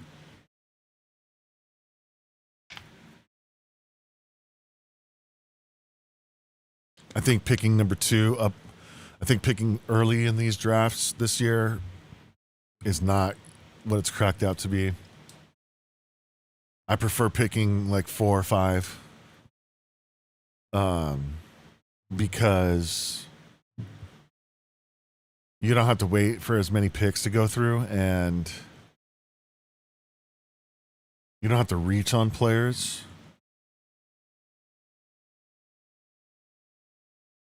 I mean, I even like the later part of the draft, picks 7, 8, 9. I could do there. I just think that the beginning of this year's draft is not the best. I don't know why. It's just kind of weird.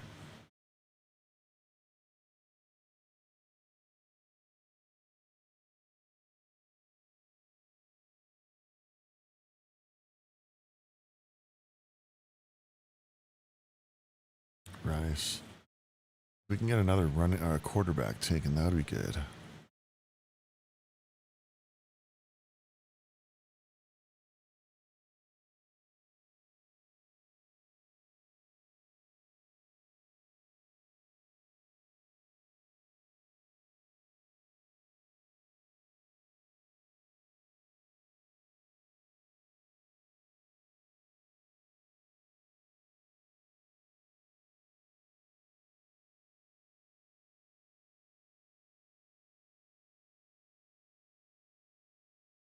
All right, cool. So I'm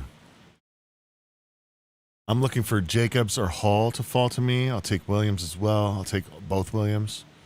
But I'm definitely going a running back here next, followed by a wide receiver.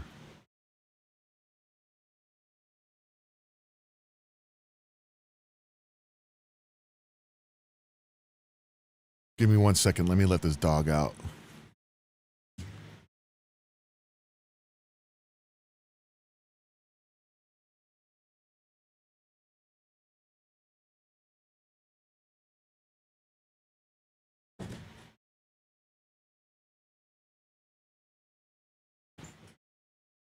Sorry about that. Okay, I'm up in 3 picks.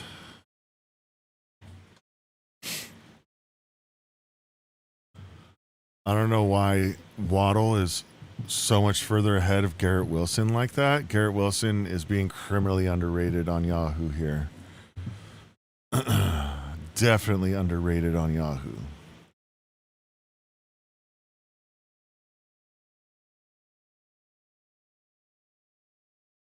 They just took him. Wow. Wow. I'm in the next pick.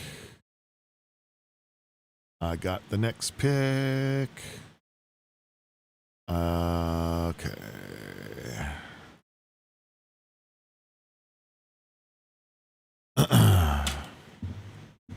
So I'm taking Jacobs or Hall, one of those two. And then I'm going to come back around and get Wilson or Ibuka, one of those two. Fuck, dude. Brees would have been nice because he catches the passes. But we're going Jacobs.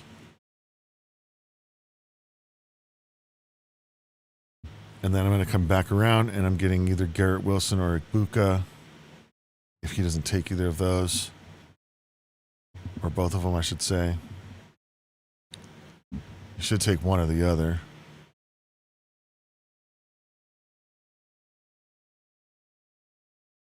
If you play fantasy football and you think that you could beat me, you think that you could put a better team together, and you think that you can dominate the league that I am in, hit me with your information down in the comments. I'll check the comments, and I'll make sure that I create a league, or you can send me an invite to your league that you create, and we can get it going, because I don't think you can beat me. I just don't think that you can beat me.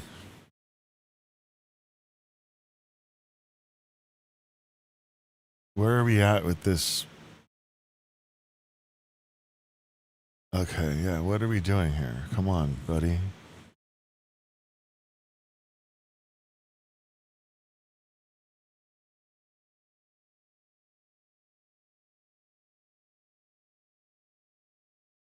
This is a very different team than the teams that I've been drafting. I don't have a lot of Drake London stock. I don't have a lot of Jacobs stock. I don't have a lot of Love stock, honestly. Love, maybe I've drafted one other time besides today, so this is like the third time. It's interesting that he was my number one running back, both drafts.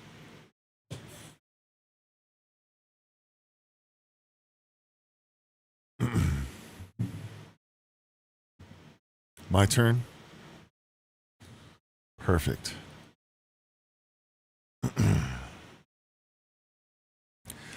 All right. Oh, let me get Warren, please. I don't think that he'll be there by the time it's my turn, but I will absolutely take Warren on my next turn. You don't have to threaten me with a good time. Dart. Conky. Let's look at the quarterbacks. Burrow, Daniels, May,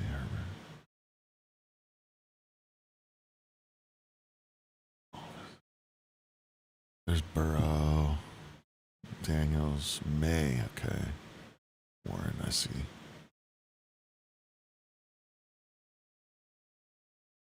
I like Tyler Warren. I want him as my tight end. I like May as a quarterback. I like I'll take Hurts as a quarterback. I like Herbert and Williams as a quarterback. Lawrence is kind of where I start to step back a little bit. I'll take Prescott, but I'll definitely need a second quarterback if I do.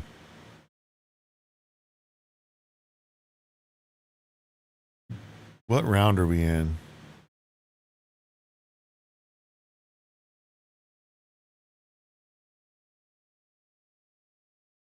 This is round 5. So then I will be round 6. Round 6 taking a tight end.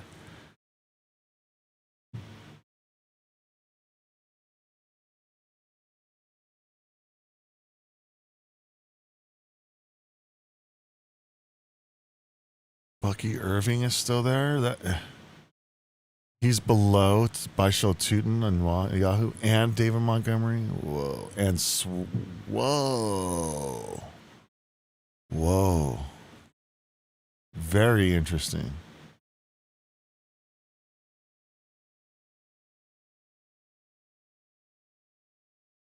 Very, very interesting.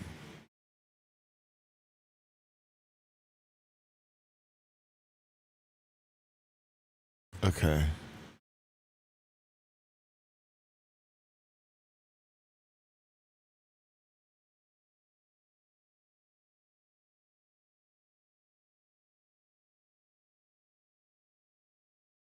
Terry McLaurin is someone that I am not going to have a lot of stock in this year. I don't like his game really with Jaden Daniels. Okay, here goes Joe Burrow. ETN was just off the board. That's nuts. Nutso value right there.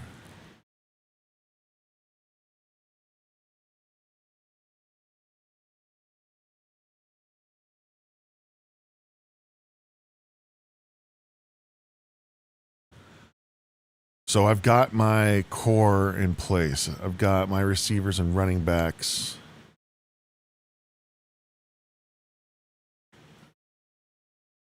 But I'm looking at taking Warren and Bucky Irving right here. Or maybe even Henderson. Oh shit, Jaden Daniels is dropping. I might have to take him.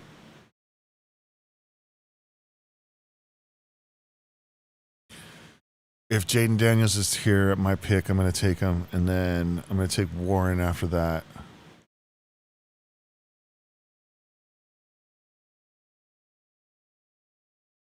Now, once I start drafting with you guys, I'm not going to be telling you who I'm going to take, obviously. But I just like to tell you guys now because I like to kind of give you the little insight onto how I think about it a little bit.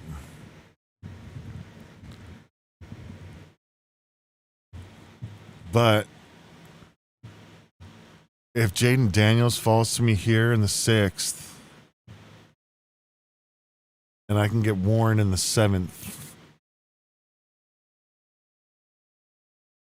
if there's guys later like Stevenson and there's guys later that I will be satisfied with. If Jaden Daniels goes, then I'll have to settle on a quarterback. But we'll see what happens.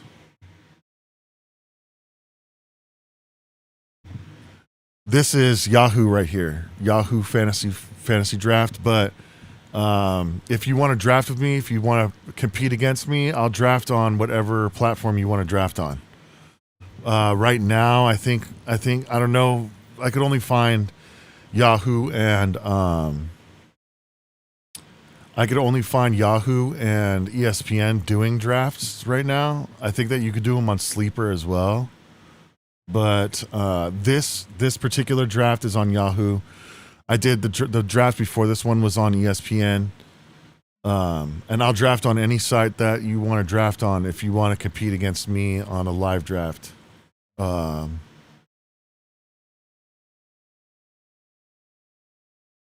Damn, there goes Warren.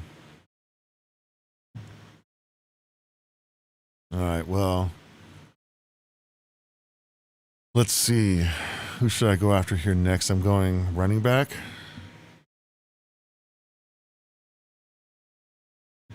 Yeah, I haven't done Underdog yet. Underdog is something that I'm going to get into. I'm doing fantasy baseball on ESPN. And I'm getting dominated, which sucks. But yeah, I'll do any of them. I love fantasy drafts. I love fantasy sports. So any site that you want to draft on, I'm down. All right, coming up here.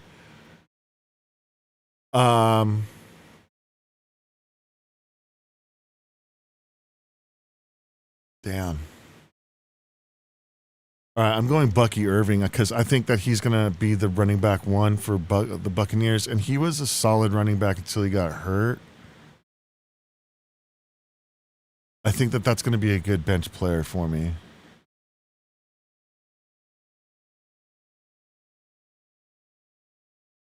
He's a solid bench player, and that rounds out my my running back room a little bit.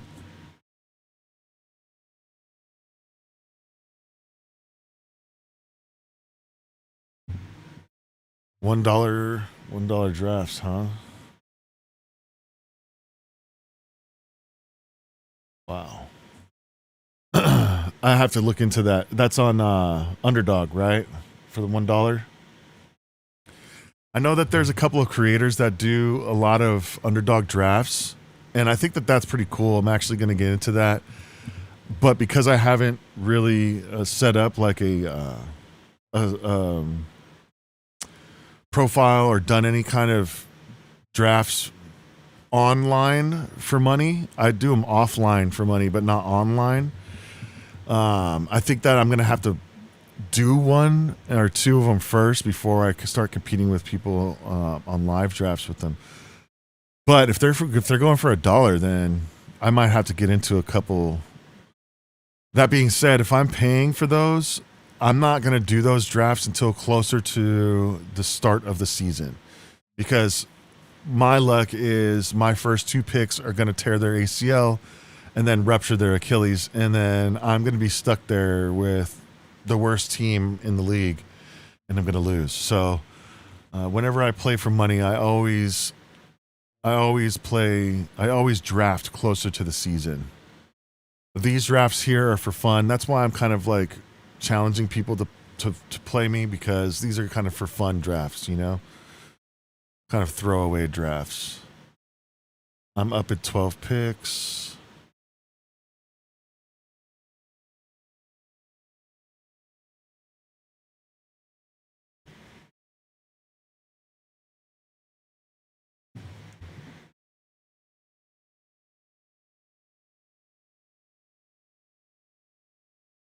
Oh, wow. Before next week. Maybe I'll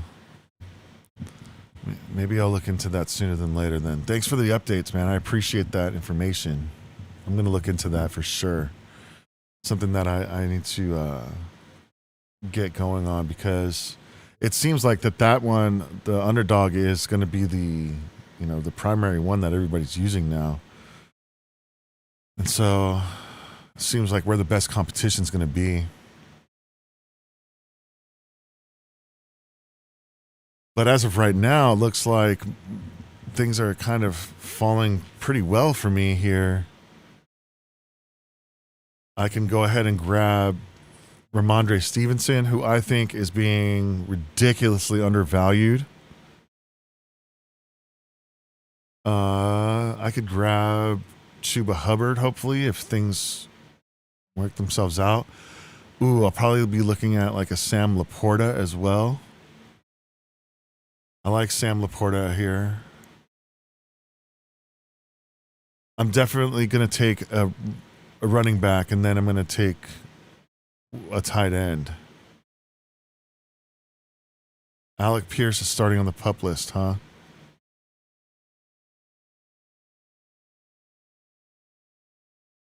Week or 2 from returning. Interesting.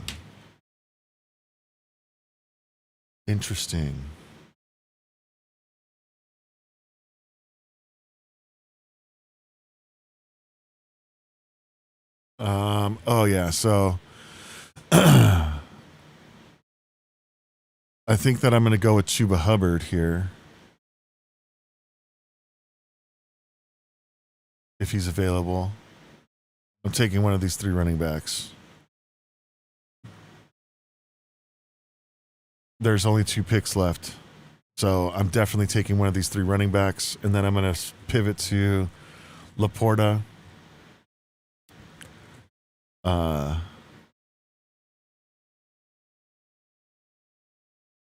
If I can. I should, because the guy in front of me, Johnny's amazing team, that's the guy that took Warren. So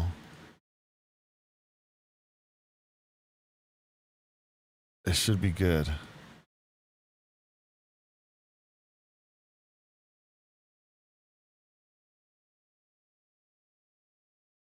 I may even take 2 of these running backs. I don't know, man.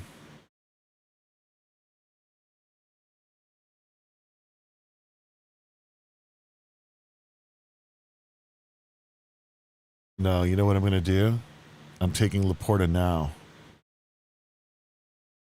So you got to be careful when you're drafting. You got to know where you're at. This guy has back-to-back picks between me. but there's 3 running backs that I'll take. So because of that, I'm going to guarantee myself getting Laporta. Because I will take any of those 3 running backs, Hubbard, Warren, or Stevenson. So he could have 2 of the 3, and I'll take the 3rd. But I'm definitely going to look into the Underdog. Best ball sounds pretty cool to me as well. That sounds like a pretty cool concept. Kind of like the knockout concept. They're making fun games with fantasy, so I think that's cool. Because fantasy in and of itself is fun.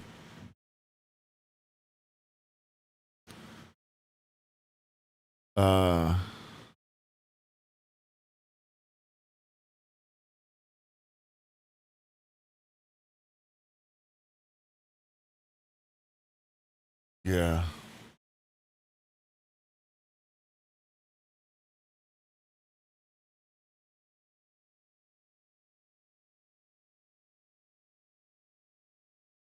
Just waiting for my pick. Come on, guy. Man. Who do you take? Hubbard? Fuck. That's who I was going to take. All right, I'll take Ramondre then.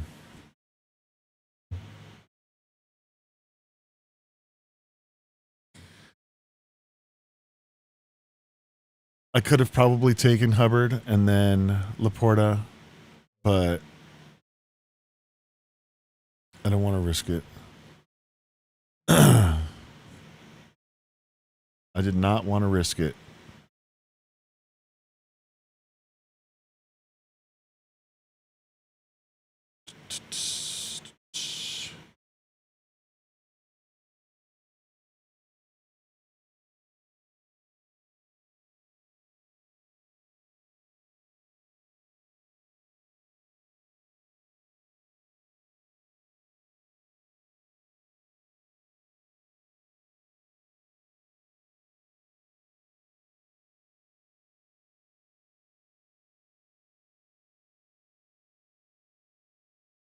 All right.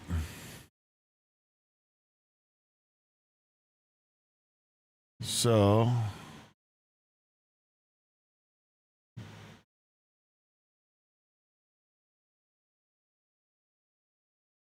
sorry about that. Chat, I was taking care of some business there. Okay. Who is going to be for my turn? J.K. Dobbins, Sutton.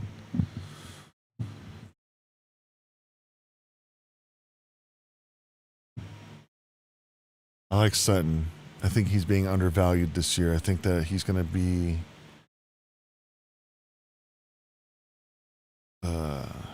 someone that benefits from less attention from the defense.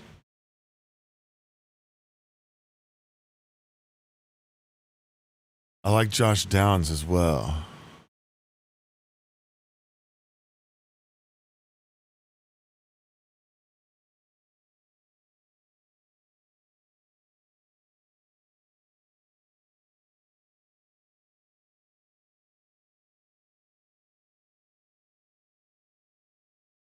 I'm gonna try to go for the Rams defense here. Not on this pick, but on this draft.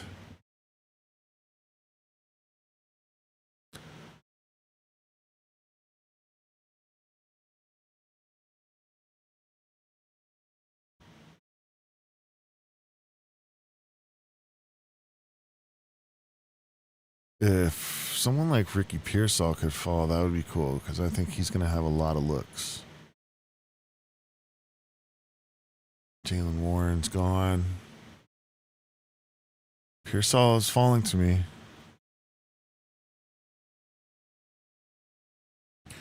Because I'll go back to back Pearsall Sutton, and then I'll come back around and go for defense.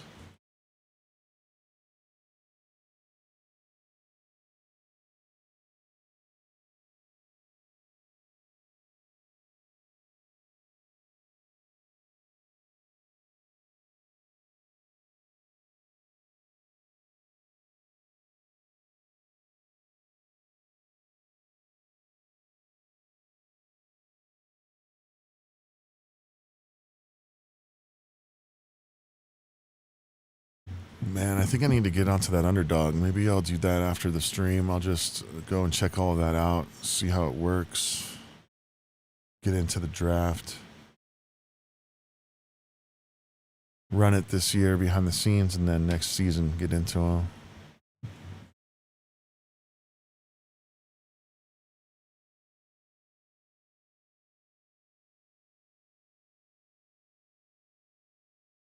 Pearsall.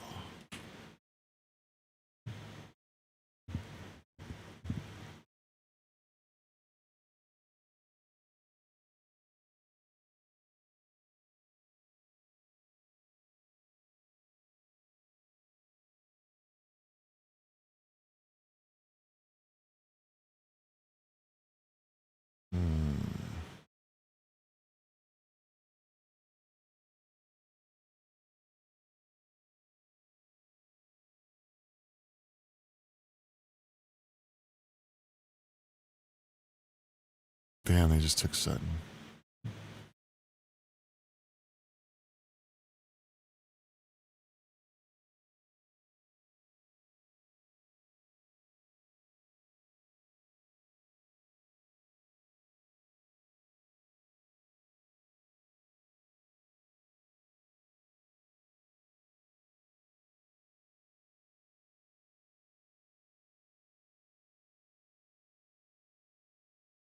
He's a little guy. Nah. I'm going Pearsall.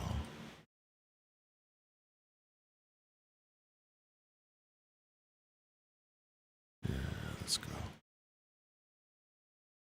Pearsall, and then I'm going to take the defense.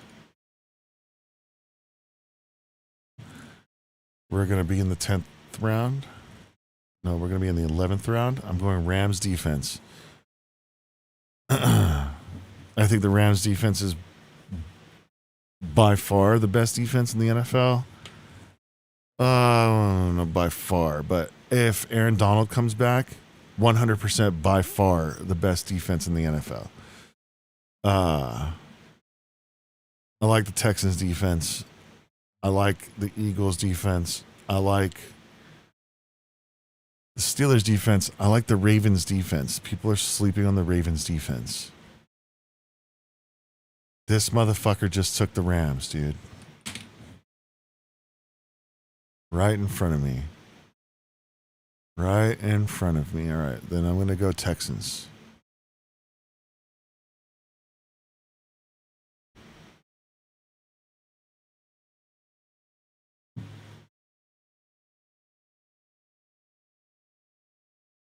Fucking gay, dude. That sucked.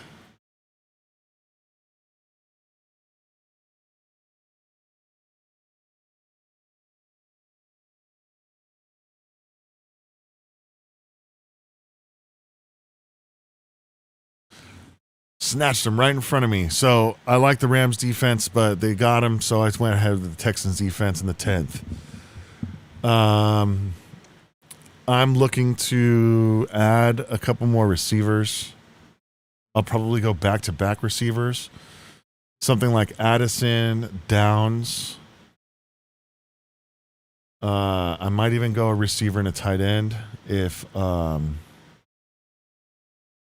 someone like Dalton Kincaid is there, because I think he's going to break out this year.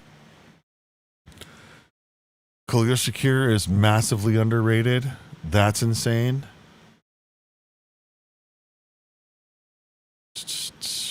Jordan Addison was just taken.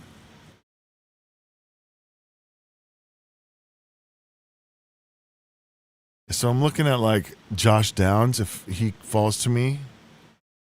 I'm looking at Rashad White, but I have enough. Actually, I have 4 of each. Receivers and running backs, so I could go either way. Just take best available, I suppose. Hopefully Jordan Downs falls, because he's going to gobble up a lot of targets. A lot of targets.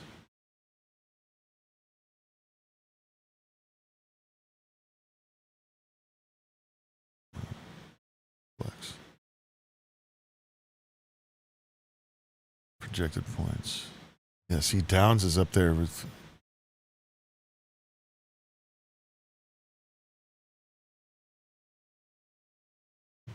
3 picks.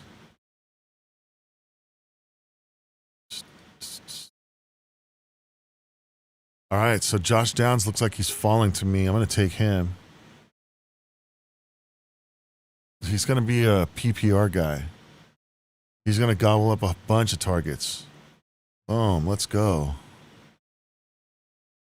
And then I'll take Rachaad White or Goddard right here.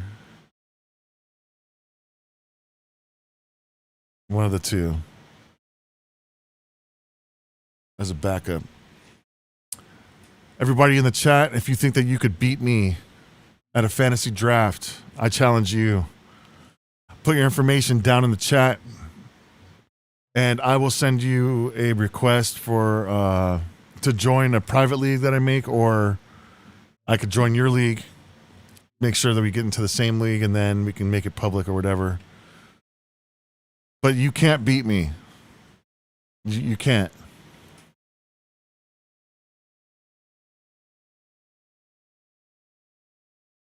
All right.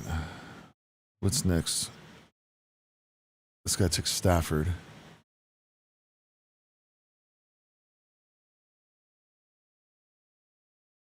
I think Rachaad White is going to be the lead back in Washington, and I think he's going to definitely be the receiving back in Washington.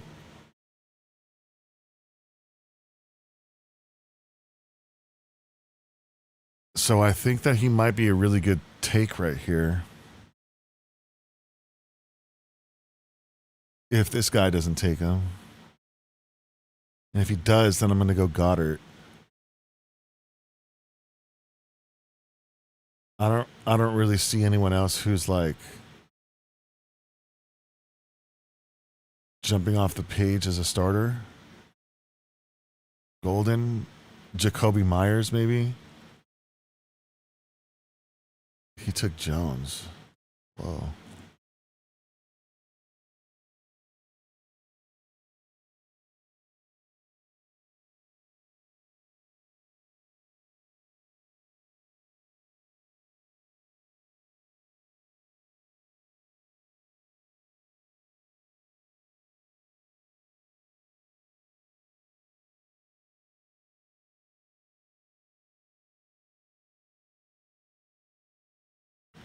Ja'Cory Cross-Merritt is not good. Rachaad White was battling Bucky Irving for a starting spot. Like, I think that Rachaad White is a steal.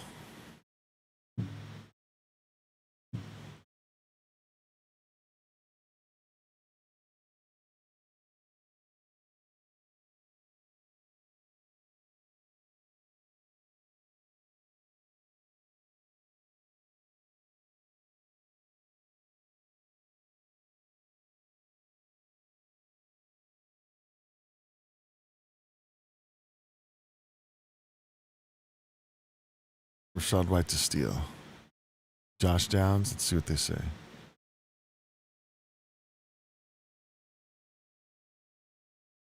Career lows.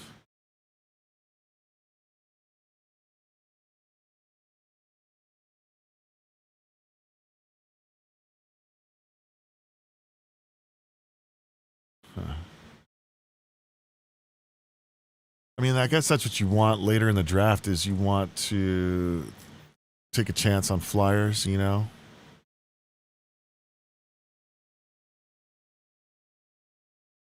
But let's see if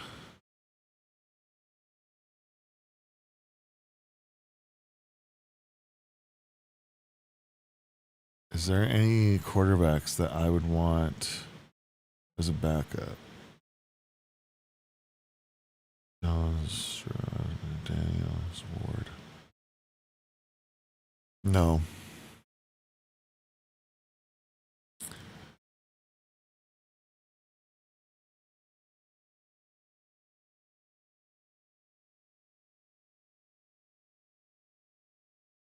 They took Goddard. Thick.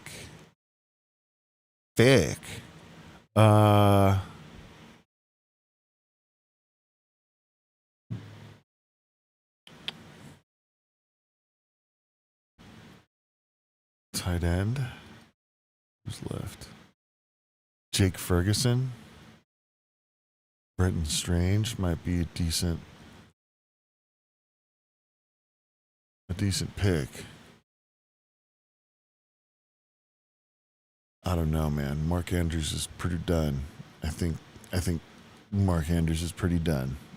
Pretty sure he's done. What are we looking at for projected points? Yeah, see. Ferguson.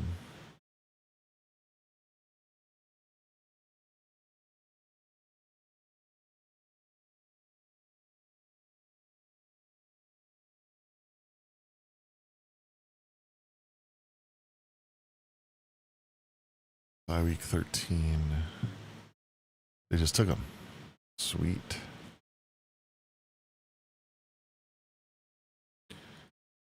Let's look at defense.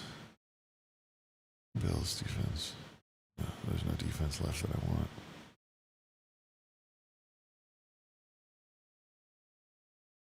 So I think that I'm going to go with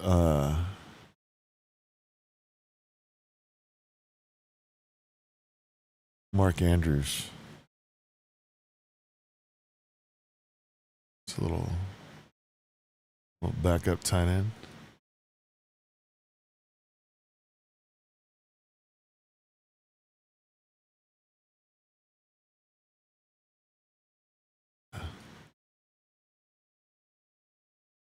Damn, he took him right in front of me. Damn.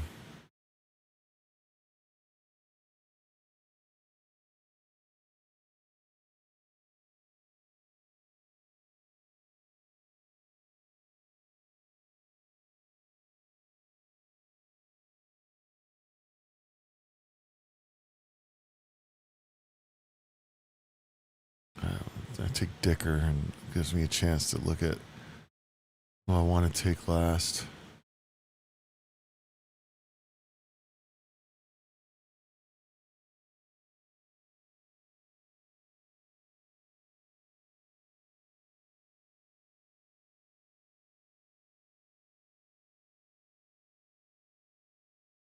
Wow. There's nothing left. There's nothing left.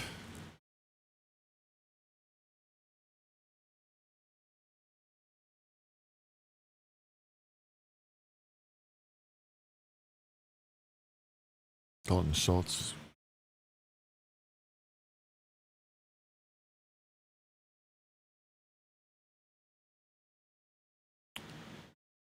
Maybe I could take a flyer on Casey Concepcion.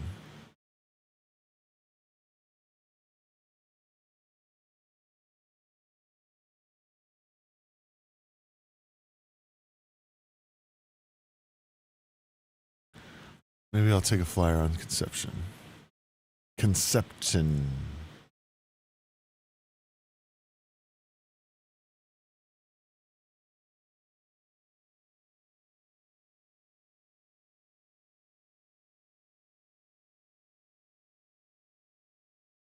Okay. So that concludes the drafts here.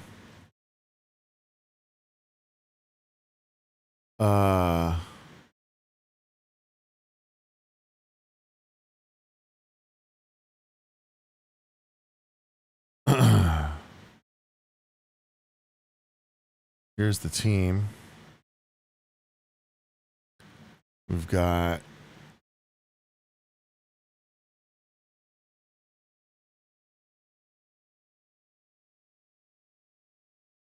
Jaden Daniels at quarterback, Puka, Drake London, Jeremiah Love,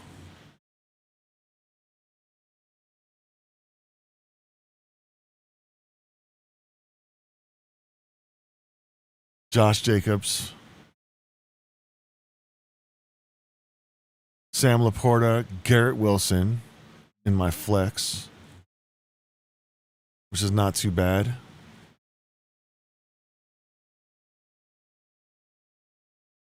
We got Bucky Irving, Ramondre Stevenson,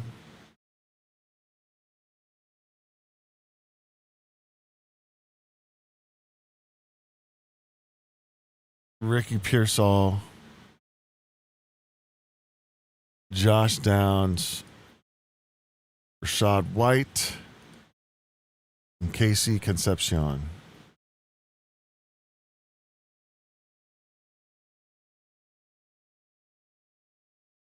Which I probably should have taken a different tight end.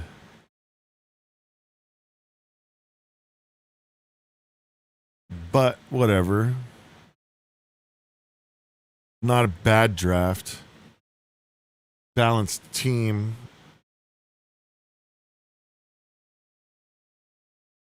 Things should go well for this squad. But that's going to be it for this draft. Today we did the live draft on ESPN. It was an auction. We came away with a team that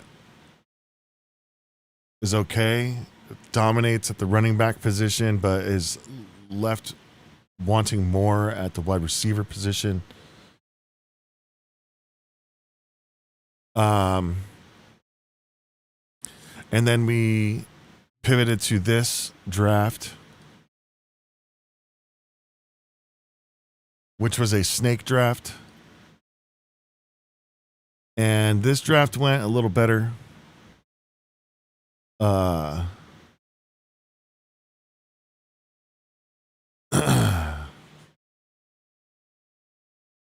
This draft went better for sure, just because the team is more balanced. I don't think that